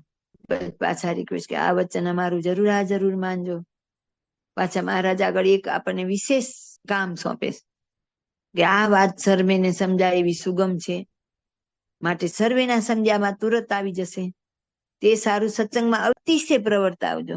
તો આપણે જોવાનું કે આપણે કોઈ દિવસ અતિશય નહીં થોડીએ કોઈ 2 જણની એવી વાત કરી ખરી? નહીં કહીએ. કારણ કે કોકને જરા કે ન ગમે એવું વચન તો આપણે કહેવા તૈયાર જ નથી હોતા. બધાને સારું લાગે એવું જ કેવું, કારણ કે કડવું કહેવામાં તો કડવા સાબિત થવું પડે ને આપણે કડવી વાત કરવા તૈયાર જ નથી હોતા. એટલે આમાં એમ કીધું કે આ વાતને સત્સંગમાં અતિશય પ્રવર્તાવજો. અને છેલ્લે પાછું કહી દીધું તેમાં અમારો ઘણો રાજીપો છે. આગળ કીધું કે અમે પ્રસન્ન થાશું, અને અહીંયા એમ કીધું કે અમારો ઘણો રાજીપો છે. તમે આવું જીવન બનાવજો અને બીજાને આવા તૈયાર કરજો, આવી વાત ફેલાવજો. હજારોને કહેવા જતા એક પણ જો સમજશે તો એ મહારાજ કે અમે તો ઘણા રાજી થશું.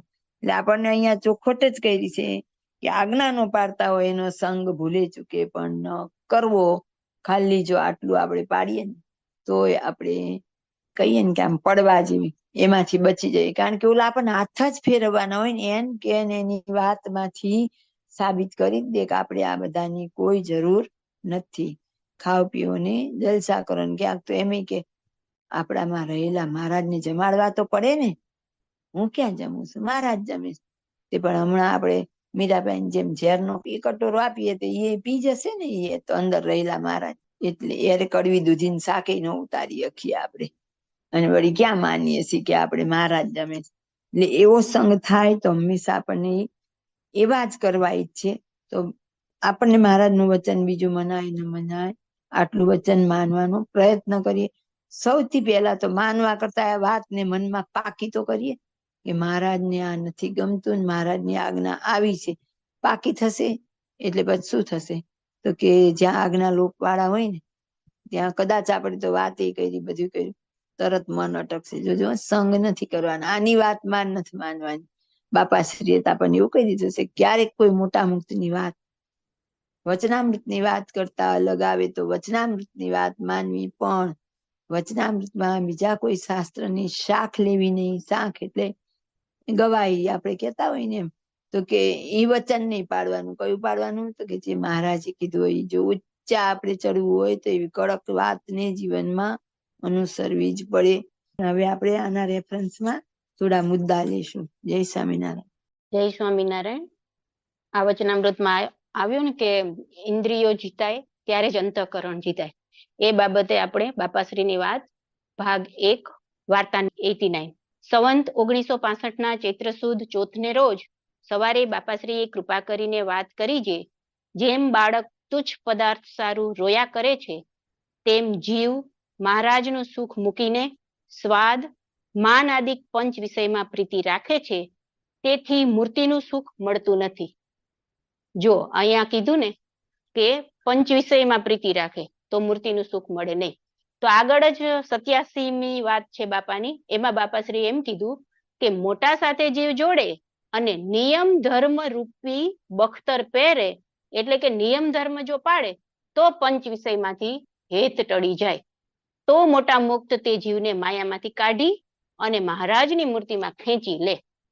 તો અહીંયા શું આવ્યું કે પંચ વિષયમાંથી હેત ટાળવા માટે નિયમ ધર્મ રૂપી બખ્તર પહેરવું પડે, નિયમ ધર્મ પાડવા પડે. પછી સ્વામી વૃંદાવન દાસજીએ પૂછ્યું, જે ખાવું પીવું એ આદિક પંચ વિષયના રાગ છે, તે ખાવું પીવું બંધ કરવાથી ટળતા હશે કે નહીં? તો અહીંયા વૃંદાવન સ્વામીએ શું કીધું કે આપણે પંચ વિષયના રાગ ટાળવા છે તો ખાવું પીવું બંધ કરવાથી ટળતા હશે કે શું? એટલે ઘણા ઉપવાસ કરે, ચાતુર્માસના નિયમ ને એવું બધું કરે, એમાં એક ટાઈમ જમે. પછી શું થાય, બપોરે એક ટાઈમ જમે, આપણી આજુબાજુ આપણે બધા જોઈએ જ છીએ. પછી સાંજે સિંગદાણા, વેફર, નવું ગાંઠિયા, રાજગરાના લોટના ને એવું બધા સરસ મજાના બનાવીને ખાય. તો શું થાય કે ખાવું પીવું બંધ કરવાથી પંચ વિષયના રાગ ના ટળે, એમ કીધું વૃંદાવન સ્વામીએ. પછી આગળ ત્યારે બાપાશ્રી બોલ્યા, જે મનને જે રૂચે તે ન આપવું ને જેવું તેવું જે મળે તે જમવું ને ધ્યાનનો અભ્યાસ રાખવો, તો આસક્તિ ટળી જાય. એવી રીતે નિયમે કરીને આસક્તિ ટળે છે. તો જો અહીંયા ચોખ્ખે ચોખ્ખું સ્પષ્ટ ભાષામાં બાપાશ્રીએ કહી દીધું કે કોઈ પણ વસ્તુ કે પદાર્થમાં જો આપણને આસક્તિ હોય તો નિયમ લેવાથી જ ટળે, નિયમ લીધા વગર થાય નહીં.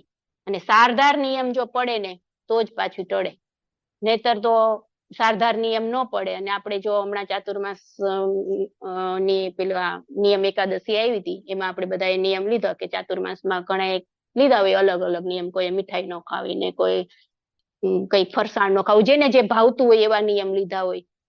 તો ઘણી વખત શું થાય કે નિયમ તૂટી જાય, એટલે મન પાછું એમ કે હવે નિયમ તૂટી ગયો ને, કઈ નહીં, આવતા વર્ષે પાછો નિયમ લેશું ને પાછી શરૂઆત કરશું.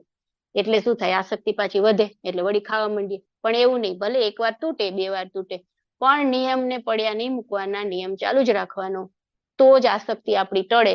નિયમ વગર આસક્તિ ટળે નહીં. કેટલું બધું વચનામૃતમાં આવ્યું ને કે નિયમ લેવાથી જ થાય.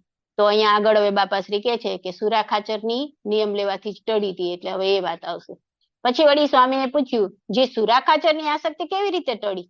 ત્યારે બાપાશ્રી બોલ્યા કે સુરા ખાચરને સ્વાદ બહુ હતો. તે 10-15 વાસણમાં જુદા જુદા પ્રકારના ભોજન જમતા અને સ્વાદુ ન થાય તો કજિયો કરતા. એક વખતે તેમના પત્ની શાંતિબાઈને શ્રીજી મહારાજે કહ્યું કે તમને કથામાં આવતા મોડું કેમ થાય છે? ત્યારે તે બોલ્યા છે, તમારા ભક્તને જમતી વખતે ઝાઝા વાના જોઈએ છે ને તેમાં મરચા મીઠામાં ફેર પડે તો કજિયો કરે છે, તેથી મારાથી કથાના જોગમાં આવવાતું નથી. ત્યારે શ્રીજી મહારાજે કહ્યું, જે આજથી તમારે 1-2 વાના કરવા, ને તે પણ મરચા મીઠા વિનાના મોડા કરવા. અમે સુરા ખાચરને નિયમ આપશું, જે તમારે જમતી વખતે કાંઈ માગવું નહીં ને બોલવું નહીં. પછી સુરા ખાચરને મહારાજે નિયમ આપ્યો અને તે બાઈએ મહારાજ કહ્યું હતું તેવી રીતે કર્યું. પછી સુરા ખાચર જમવા બેઠા. તે મીઠા મોડું ને થોડું જોઈને જાણ્યું જે મારો ધણી આવી પહોંચ્યા, નહીં તો આવું કરે નહીં. એમ શ્રીજી મહારાજની મરજી જાણીને અમૃતની પેઠે જમી ગયા. તેવું 6 મહિના જમ્યા. પછી શાંતિબાઈને મહારાજે પૂછ્યું કે કેમ, ભક્ત કાંઈ બોલે છે? ત્યારે તે કહે, જે ના મહારાજ, તમારા ભક્ત હવે જેવું મળે તેવું જમે છે અને કજિયો કરતા નથી. પછી શ્રીજી મહારાજે કહ્યું છે, હવેથી દેવની એટલે અમારી બુદ્ધિએ સેવા કરજો. પછી સારા સારા ભોજન કરીને જમાડવા માંડ્યા. પણ સુરા ખાચરને રાગ ટળી ગયા ને સારા નરસાની સ્મૃતિ ન રહી ને સારું નરસું સરખું થઈ ગયું. જો અહીંયા સુરા ખાચરની વાત તો બધા જ શાસ્ત્રમાં આવતું હશે અને બધા જ કહે છે. તોય અત્યારે ઘણા એમ કે મહારાજ તો સંતોને છે ને લાડુ જમાડતા, દૂધપાક જમાડતા. તો અહીંયા હવે મહારાજ સુરા ખાચરને એમની આસક્તિ ટાળવા માટે કેવો નિયમ આપ્યો? તો એ તો કોઈ વાત જ ન કરે, બસ આપણે ખવાય. આપણે કઈક એવું ન ખાતા હોય ને આપણે કહીએ કે અમે નથી ખાતા, ના એવું કઈ ન હોય. મહારાજે તો સારું સારું બધાને જમાડ્યું છે, આપણે જમવાનું. પણ જો અહીંયા ચોખ્ખે ચોખ્ખું કહી દીધું, આ એક શાસ્ત્રમાં નથી, બધા જ શાસ્ત્રમાં સુરા ખાચરની વાત આવે જ છે. તો મહારાજે સુરા ખાચર નિયમ આપ્યો હતો, તે તો ચૂપચાપ બોલ્યા વગર જમી લેતા હતા. તો એમને સારધાર નિયમ 6 મહિના સુધી પાડ્યો, તો એ જીતી ગયા. અને આપણે કેવો નિયમ પાડીએ તો આપણને જ બધાને ખબર હોય. ઘણી વાર તો આપણે પેટમાં સદતું ન હોય એટલે આપણે નિયમ લઈ, તીખું તળેલું તમતેમતું કાંઈ ખાવું જ નથી એવો નિયમ લઈ. તો એ કેટલા દિવસ પડે? 2-3 દિવસ પડે અને વળી પાછું થોડુંક ખાઈ લઈ. પાછું દિવસમાં 3-3 વાર નાવા જવું પડતું હોય ને તો એ ખાઈ તો લઈ જ. પછી ઘણા એને ડાયાબિટીસ આવે, ડોક્ટર ના પાડે તો એ શું કરે? ગોળી પી લે, કાંઈ ઇન્જેક્શન લઈ લે અને ખાય જ.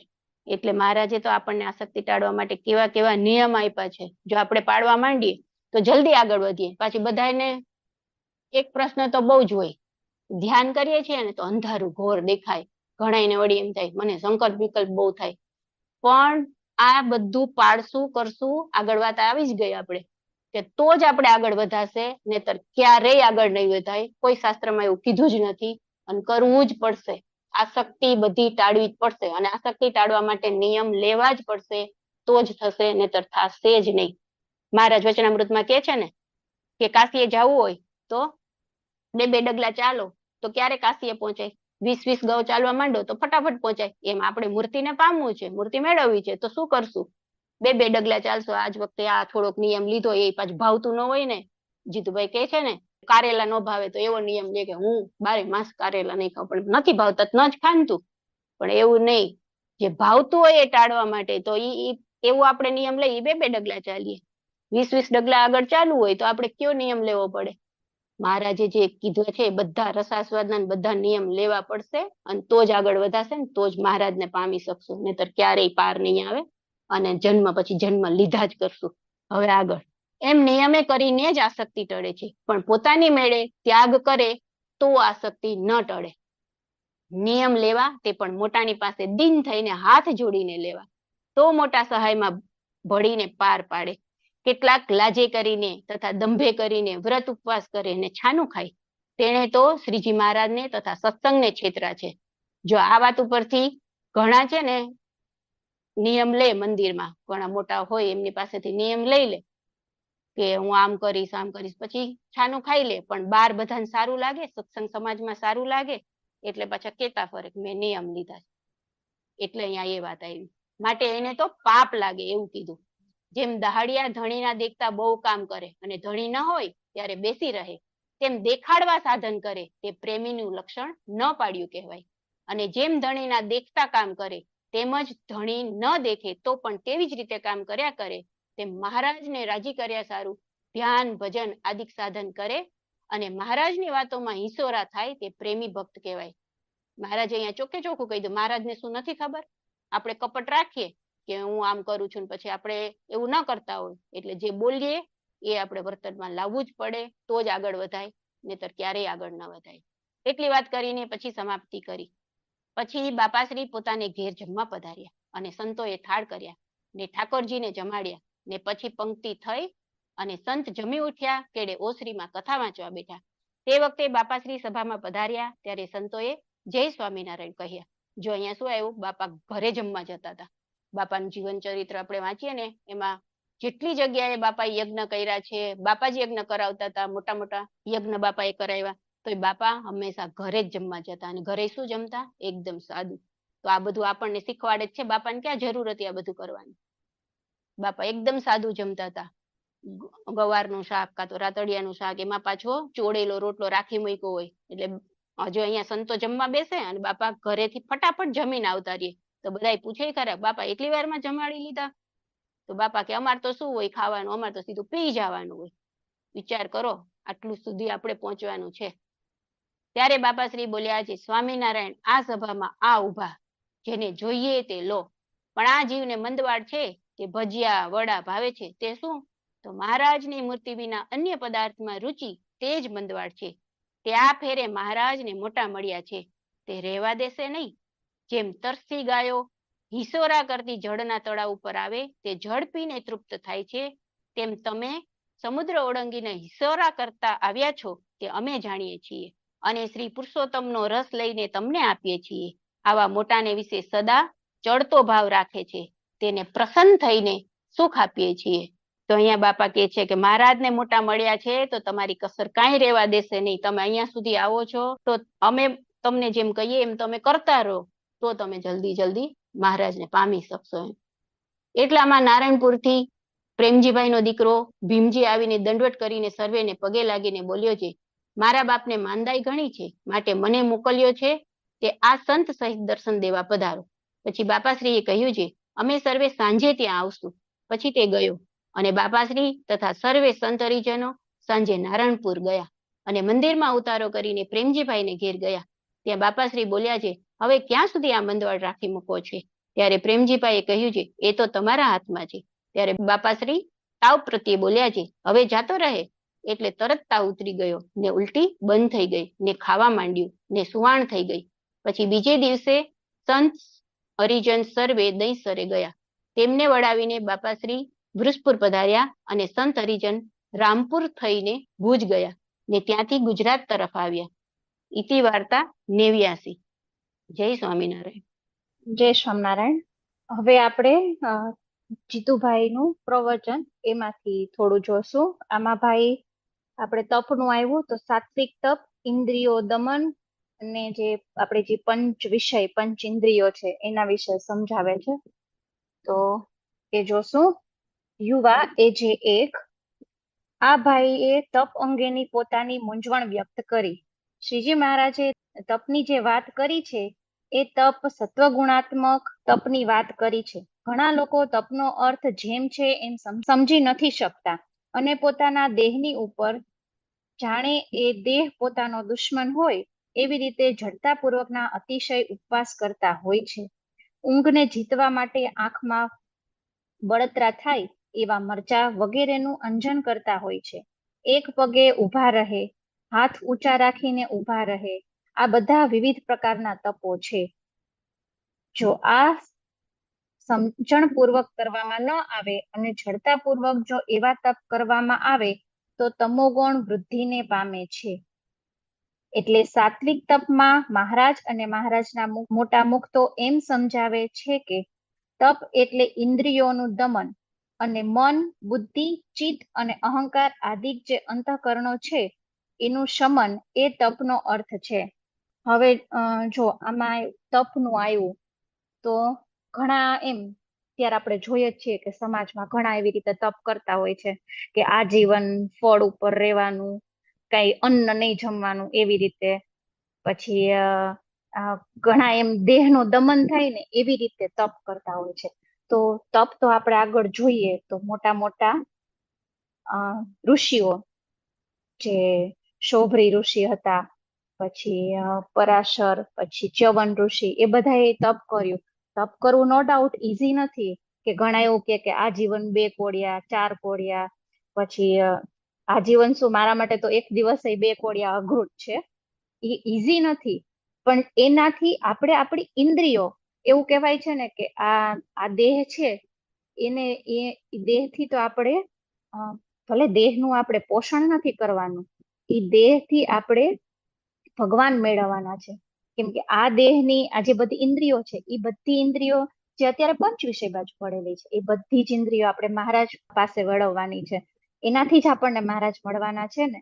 તો આ દેહનો અનાદર કરવાનો છે, પણ એ આ દેહથી જ પાછી આપણને મહારાજની પ્રાપ્તિ આ દેહથી જ કરવાની છે.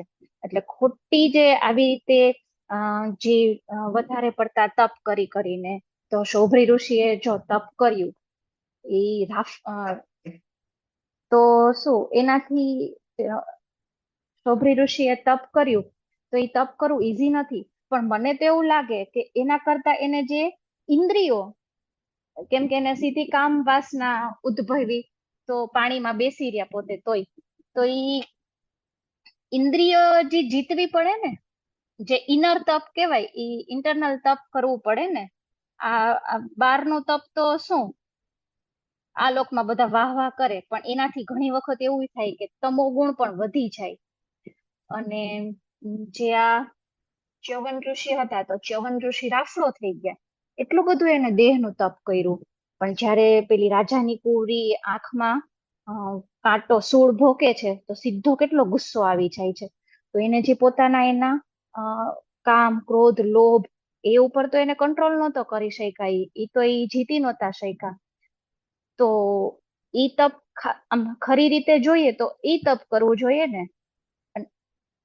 એટલે આમાં ભાઈ એવી રીતે કહે છે કે ઘણા તો શું આવી રીતે આમ પોતાના દેહને, પોતાના એને બધાને આમ એટલો બધો અનાદર કરીને એને આમ હાર્મ પહોંચે, એમ એટલે નુકસાન થાય એવી રીતે તપ કરે છે. પણ એવી રીતે નથી કરવાનું.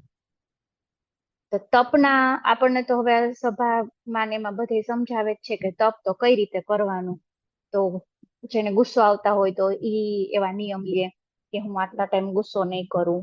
પછી મને સપોઝ કે ગળ્યું ભાવતું હોય તો હું એમ નિયમ લઉં કે મને હું ગળ્યું નહીં જમું આટલો ટાઈમ સુધી. પેલા સ્ટાર્ટિંગમાં થોડું થોડુંક હોય, પછી તો એટલે આપણે જ સ્ટ્રોંગ બની જાય છે ને કે સામે આવે ને તો આપણને ઈચ્છા નથી થતી.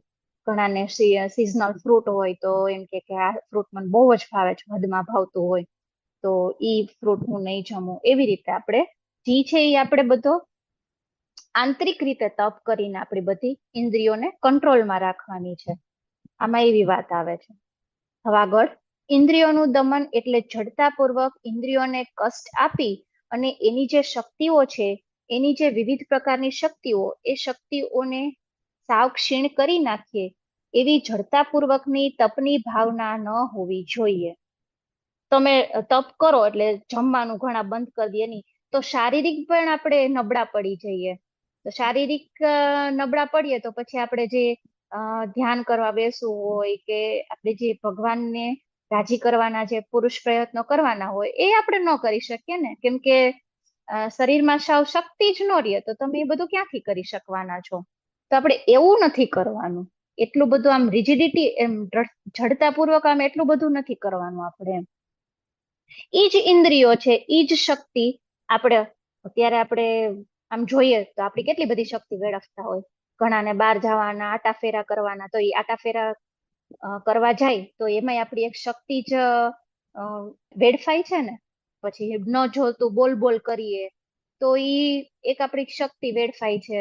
ઘણી વખત આપણે આમ સભામાં સાંભળીએ છે ને કે બેઠા બેઠા કાંઈ ન હોય તો આમ હાથ હલાવતા હોય, ગ્રાસમાં બેઠા હોય તો આમ નીચેથી ઘાસ તોડતા હોય, બિચારા ઘાસનો શું વાંક, પણ આપણે આમ ખોટી આપણી એનર્જી જ વેસ્ટ કરતા હોઈએ.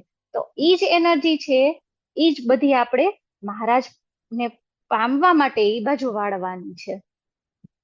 હવે આગળ, પણ ઇન્દ્રિયો જે પોતાના વિષયમાં દોડતી ફરતી હોય એ ઇન્દ્રિયોને પ્રત્યાહાર દ્વારા, એટલે પોતપોતાના વિષયોમાં જતી જે ઇન્દ્રિયોની વૃત્તિઓ, એ વૃત્તિઓને પાછી વાળી અને પોતાના અંતઃકરણ સન્મુખ તેને અંતર્વૃત્તિ દ્વારા રાખ્યા કરવી પડે, અને એના લીધે અંતઃકરણની શુદ્ધિ થાય. અને અંતઃકરણની શુદ્ધિ થાય પછી જ પરમાત્માના સ્વરૂપમાં જોડાવાની એકાગ્રતા આવે. એટલે આપણે ઘણા એમ કે છે કે મેં તો મનથી મૂકેલું જ છે, ભલે ને હું બહાર બધું કરતી હોય, પણ એવું નથી હોતું. બહારથી મૂકીએ પછી જ અંદરથી જીતાય. બહારથી તમે આજે કેવું એકદમ મસ્ત પરફેક્ટ ઉદાહરણ આવ્યું સામેણીનું, કચરો કાઢવો હોય એ બધા પોતપોતાની લાઈફમાં જોતા જ હોય છે. પેલા બહારથી દરવાજા બંધ કરવા પડે, પછી ઈ કચરો નીકળે, પછી સાફ થાય. એકદમ પરફેક્ટ ઉદાહરણ હતું આજે. હવે આગળ, એટલે શબ્દ, સ્પર્શ, રૂપ, રસ અને ગંધ એ પંચ વિષયમાં આસક્ત થતી આપણી ઇન્દ્રિયોની વૃત્તિઓ અને જે તે વિષયમાંથી પાછી વાળી અને સત્વ ગુણાત્મક જે પ્રવૃત્તિ હોય એમાં એને વાળવી પડે. એટલે શબ્દ તો આપણે કાન દ્વારા જે વધારાના શબ્દો સાંભળતા હોય, એટલે વધારાનું જેન તે સાંભળતા રહેતા હોય, તો ઈ જ હવે કન્વર્ટ કરીને આપણે મહારાજ બાજુ, તો મહારાજના હવે તો કીર્તનો તો કેટલા સરસ સરસ હોય છે, તો એ કીર્તન ભક્તિ, કીર્તનો સાંભળવા, પછી રૂપ, રસ, ગંધ, તો આ બધું આપણને 18મું વચનામૃત આખું છે જ, પ્રથમનું 18મું, એ બધું મહારાજ બાજુ કરવાનું. એટલે તો એવી રીતે બધી જે પંચ વિષયની જે ઇન્દ્રિયો છે એ બાર બાજુ વળેલી હોય, એને બધી આપણે સત્વ ગુણાત્મક એટલે ભગવાન બાજુ ફેરવવાની, વાળવાની. અને ચક્ષુ ઇન્દ્રિય દ્વારા હવે છે ને ભાઈ આમાં એક એક ઇન્દ્રિયનું, જેમ મામાએ પંચ વિષય પંચ વર્તમાન બુક છે એમાં કેવું એક એક વર્તમાનનું સરસ ડીપલી કીધું છે, એમાં ભાઈ છે ને બધું ડીપલી કહેશે હવે. એટલે ચક્ષુ ઇન્દ્રિય દ્વારા આપણે જે તે દ્રશ્યો જોતા હોઈએ, જે દ્રશ્યોથી વિષય વિકારો ઉદ્ભવતા હોય, જે દ્રશ્યોથી રજોગુણાત્મક અને તમોગુણાત્મક પ્રવૃત્તિને વેગ મળે, મનની પરિસ્થિતિ એકદમ ડામાડોળ થઈ જાય, આવી જાતના જે વિકારવાન દ્રશ્યો, એ દ્રશ્યોને જોવાનું બંધ કરી અને પરમાત્માના સુંદર સ્વરૂપોના દર્શન અત્યંત પૂજ્ય ભાવ, દિવ્ય ભાવ અને આદર ભાવથી કરીએ, સત્પુરુષોના દર્શન કરીએ. એવી રીતે એ ચક્ષુ ઇન્દ્રિયની જે વૃત્તિઓ છે તે વૃત્તિઓને શુદ્ધ સત્વમય બનાવવાનો પ્રયત્ન કરીએ, તો એ ચક્ષુ ઇન્દ્રિયોનું દમન કહેવાય. મને તો એટલી ટેવ હતી, બહુ જ, હજી માંડ કંટ્રોલમાં આવે છે. હું બહાર જાઉં ને એટલે આજુબાજુના બધાય બોર્ડ વાંચી લઉં, મારે શું વાંચવાની જરૂર છે. તો એવી આપણી આમ હોય છે કે બહાર જાય તો વધારાનું કેટલું બધું વાંચ્યા જ કરે. આપણે ગાડીમાં જતા હોય તો ઘણી વખત આપણને સભામાં કે છે ને, આપણે આંખો બંધ કરી બેસી જાય, લઈ જવા વાળો તો આપણને જ્યાં છે ત્યાં લઈ જ જવાના છે. એક્ટિવામાં પાછળ જતા હોય. હું તો હજી આ બધું કરી ન શકતી, આ કરવા માટે પ્રયત્ન કરું છું કે ભાઈ મારે છે બહારના બધા બોર્ડ છે તે બધું વાંચવાનું નથી, જોવાનું નથી. જેટલો કચરો નાખશું એટલો જ કચરો કાઢવો પછી અઘરો પડશે. એટલે અને જોઈને આપણે શું ખોટે ખોટું, એમાં રજો ગુણાત્મક કઈ હોય ને તમો ગુણાત્મક કઈ હોય, બાર તો એવું બધું ચાલતું જ રહેતું હોય, તો આપણે એ બધું જોવાનું ટાળવું એમ. અને એ જ ચક્ષુઇન્દ્ર દ્વારા આપણે ભગવાન સાત્વિક બનાવી, સત્વમય એટલે મહારાજના દર્શન કરવા, પછી ઘણા એવા દ્રશ્યો યાદ રહી ગયા હોય, આપણે કોઈ સત્પુરુષને કોઈને મળ્યા હોય તો એ બધું વાગોળ કરવાનું એમ. હવે શ્રવણ ઇન્દ્રિય, એવી રીતે શ્રવણ ઇન્દ્રિય એટલે આપણા કાન, એ જે તે શબ્દો, ધ્વનિ, જેને લીધે વિકાર ઉત્પન્ન થાય, ક્રોધ ઉત્પન્ન થાય, કામ ઉત્પન્ન થાય, એવી જાતની જે વાણી, એવી જાતના જે શબ્દો, એને આસક્તિપૂર્વક સાંભળ્યા કરીએ તો એ શ્રવણ ઇન્દ્રિયોનો દોષ કહેવાય. હવે આમાં ટીવી ને એવું તો જોવાનું આવે જ નહીં, એ તો બધું આપણે મૂકી જ દેવાનું આવે. કેમ કે ટીવી માં તો શું આવતું હોય, ઓને ઓની ખિલાફ ચાલ કરી અને આની ખિલાફ ચાલ કરી, અને હવે તો પિક્ચર ના સોંગ ને એ બધા કેટલું ખરાબ ખરાબ, અત્યારની પેઢીને તો આમ એટલું આમ શું કહેવાય ને, એના માટે કોઈ શબ્દ નથી હોતા, એટલું ખરાબ ખરાબ હોય છે. તો જો કામ ઉદ્ભવે, ક્રોધ ઉદ્ભવે, વિકાર, એ બધું એવું જોઈએ ને એવા સાંભળીએ તો એ બધામાંથી ઉદ્ભવવાનું જ છે, સવાલ જ નથી. આપણે તો હજી સાધક છીએ, અને હજી તો આપણે ભાઈ કે છે એમ તો હજી તો પાપા પગલી કરતા શીખ્યા. મને તો મારી દ્રષ્ટિએ મારું તો ખુદ ને એવું લાગે કે હું તો હજી પાપા પગલી ભરતા શીખું છું, પાપા પગલી એ નથી ભરી રહ્યા. તો આવું બધું તો ક્યાંથી આપણે હજી તો બધું આપણને એટલું બધું ડિસ્ટર્બ કરી જ જાય એમ. તો એ બધી બાજુથી આપણે પાછું વળવું જ પડે. પણ એની એ જ શ્રવણ ઇન્દ્રિયોને પરમાત્માના સ્વરૂપનું જ્ઞાન, એને કથા વાર્તા દ્વારા શ્રવણ કરીએ, પરમાત્માના જે દિવ્ય લીલા ચરિત્રો છે એનું શ્રવણ ઇન્દ્રિય દ્વારા શ્રવણ કરીએ, સત્પુરુષના દિવ્ય વચનો જે આપણી ચેતનાનું ઉત્થાન કરી અને આપણને આધ્યાત્મિક માર્ગે પ્રગતિ કરાવે, એવી જાતના એના જે બોધ, એના જે શબ્દો, એનું શ્રવણ કરીએ તો એ શ્રવણ ઇન્દ્રિયનું દમન કર્યું કહેવાય. એટલે હવે તો આપણી પાસે સાંભળવાનું કેટલું બધું છે, આખો દિવસ સાંભળીએ તોય ઓછું પડે એવું છે. તો એ બધું સાંભળતું રહેવું એમ. બીજા બધા જે આ લોકના શબ્દ કહેવાય ને, એ શબ્દ ઓછા અંદર જવા દેવાના. આપણી સભાઓ છે, પછી સરસ સરસ બધું આ અમૃત સાગર, અમૃત સરિતા, પછી આ બધા નિષ્કુળાનંદ કાવ્યના જે કલ્યાણ નિર્ણય, એ બધા કેટલા બધા સરસ સરસ છે, વચનામૃત છે બધા. હવે તો આપણી પાસે સાંભળવાનું કેટલું બધું મટીરિયલ હોય છે, તો એ બધું સાંભળતું રહેવું એમ. એવી જ રીતે નાસિકા દ્વારા રજોગુણાત્મક કે તમો ગુણાત્મક કોઈ પદાર્થનું આપણે સુગંધ લઈએ, કોઈ વિકારવાન વ્યક્તિએ ધારેલા કપડા કે ફૂલ કે એની સુગંધી લઈએ કે જેને લીધે આપણા મનમાં પણ વિકારો ઉત્પન્ન થાય, એ બંધ કરી અને પરમાત્માને ચડાવેલા અત્તર, પુષ્પ, ચંદન વગેરે જે પદાર્થો કે પ્રસાદીભૂત પદાર્થોની સુગંધ લઈએ તો આપણું મન આખું બદલાઈ જાય, સાત્વિક બને. હવે આ ગંધની વાત આવી તો ગંધની તો કેટલી અસર હોય છે. આપણે એક વખત પેલા ઉદાહરણ એ સાંભળેલું હતું કે ઘો જયારે મરવા જાય ત્યારે એ ઓલા હરિજન એમ એની એને એટલી સ્મેલ આવે છે, એ આપણે આને પેલા સાંભળેલું હતું ઉદાહરણ.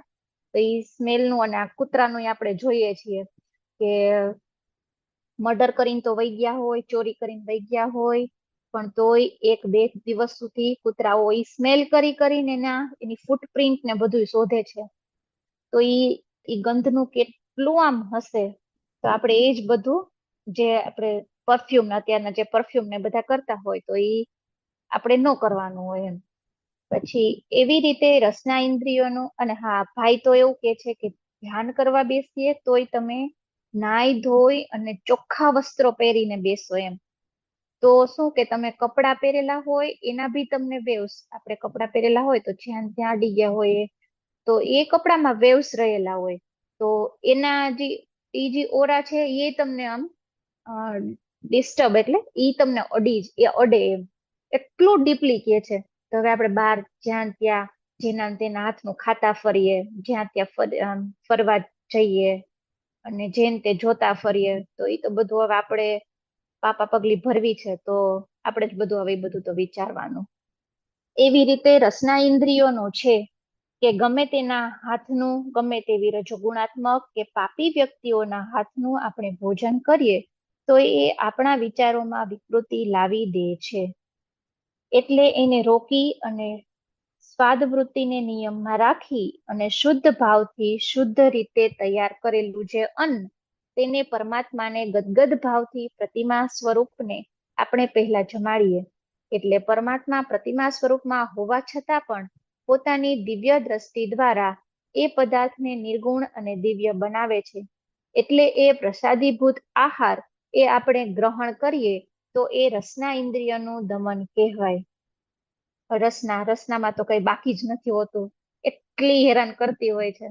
મારા જે શિક્ષાપત્રીમાં ખાસ કીધું, વિશેષે કરીને રસના જીતવી. અને મામાએ તો પંચવર્તમાન બુક છે એમાં આ બધું હોટલનું ને આ બધું તમે કેટલું ડીપલી આપણને એમાં સમજાવેલું છે કે ત્યાં તમે જાઓ પછી એમાં જે બનાવવા વાળા હોય, જે વસ્તુ લઈ આવવા વાળા હોય, અને અત્યારે કઈ હોટલ છે કે તમને બધું ચોખ્ખું અને ધોઈને ગાડી ચાડેલું આપે છે. તો આપણને તો મારે જે શિક્ષાપત્રીમાં આજ્ઞા કરેલી છે કે ગાડી ચાડીને જ ખાવું પીવું, તો એવું તો કોઈ હોટલ વાળા આપતા જ નથી. તો આપણે એમાંથી નહીં ગયા ને, શિક્ષાપત્રી પાડવામાંથી નહીં નીકળી ગયા. તો અને ત્યાં જે વસ્તુ બનાવવા વાળા હોય, હવે ઈ તો નેચરલી જ છે, એ કોઈ પોતે મહારાજને યાદ કરતા કરતા કે આમ સારા ભાવથી ન બનાવતા હોય. એને તો એમ જ હોય કે આ જલ્દી ઓર્ડર આવ્યો છે, લાવો અને બનાવીને જલ્દી આપી દો. અને ઘણી વખત તો એવું હોય કે બનાવીને કંટાળ્યા હોય, ઘણી વખત ઓવર ટાઈમ હોય, તો એ બધી ઓરા એ બધું આપણને એટલું અડે એમ. પછી જે વેઇટર છે, એ લઈ આવવા વાળા છે, એની એમાં દ્રષ્ટિ પડતી હોય. પછી ત્યાં જે ટેબલ છે, જે ચેર ઉપર બેઠા હોય, એની જે ઓરા આપણને અડે.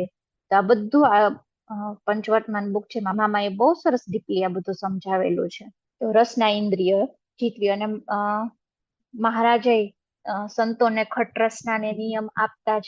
અને આમાં તો શું આવ્યું કે ગમે તેના હાથનું, જે રજોગુણાત્મક અને વ્યાપી વ્યક્તિઓએ રાંધેલું હોય, તો એના હાથનું પણ આપણે ભોજન કરવું નહીં. એ હકીકત દાખલો જ છે.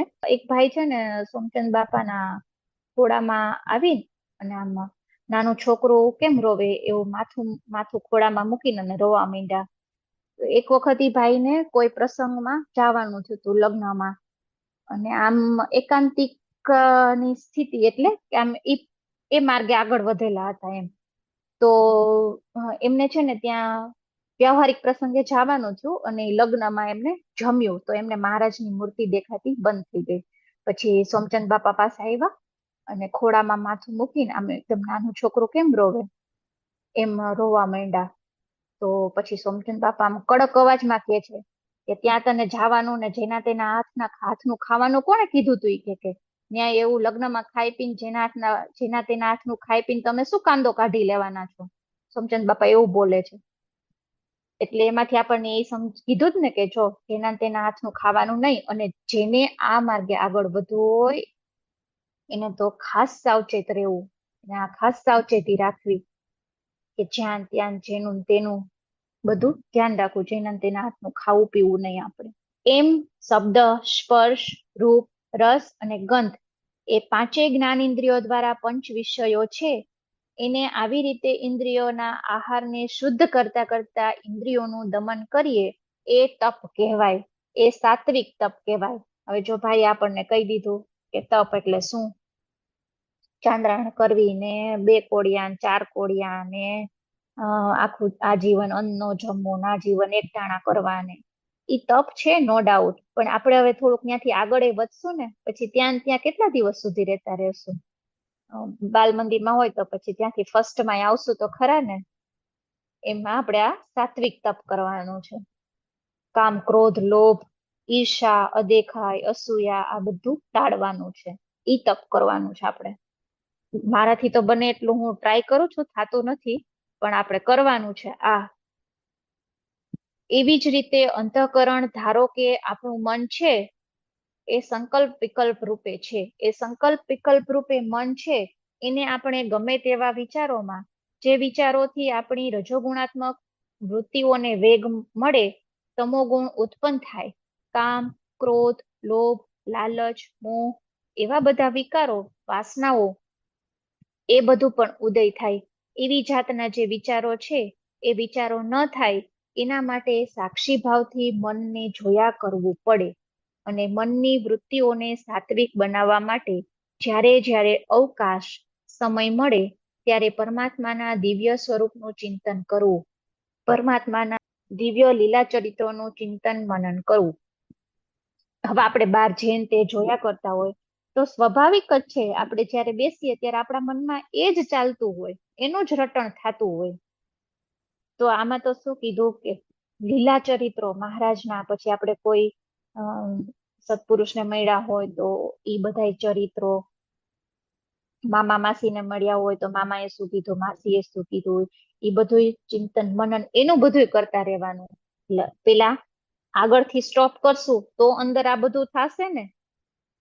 એટલે બાહ્ય રીતે આ બધું જે જોવા કરવાનું રજોગુણાત્મક તમો ગુણાત્મક એ બધું બંધ કરી અને આંતરિક રીતે આ બધું વાગોળતા રહેવાનું.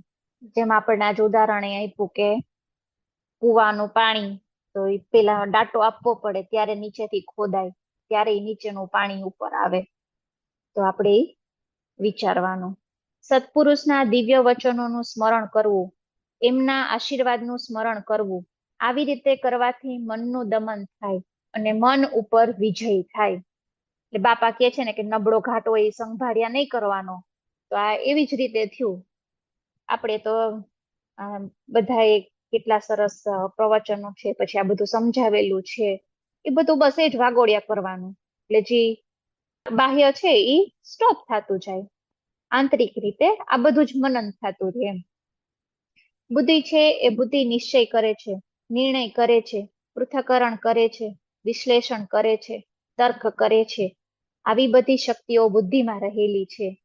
એ બુદ્ધિને ખોટે ખોટા વાદ વિવાદમાં, ખોટે ખોટા વિતંગડા વાદમાં, ખોટે ખોટી નિર્થક ચર્ચાઓમાં કે રાજકારણમાં, રાજકારણ રમવામાં, કાવા દાવા કરવામાં, એવી રીતેનો બુદ્ધિનો ઉપયોગ કરીએ તો એ બુદ્ધિ દૂષિત થાય.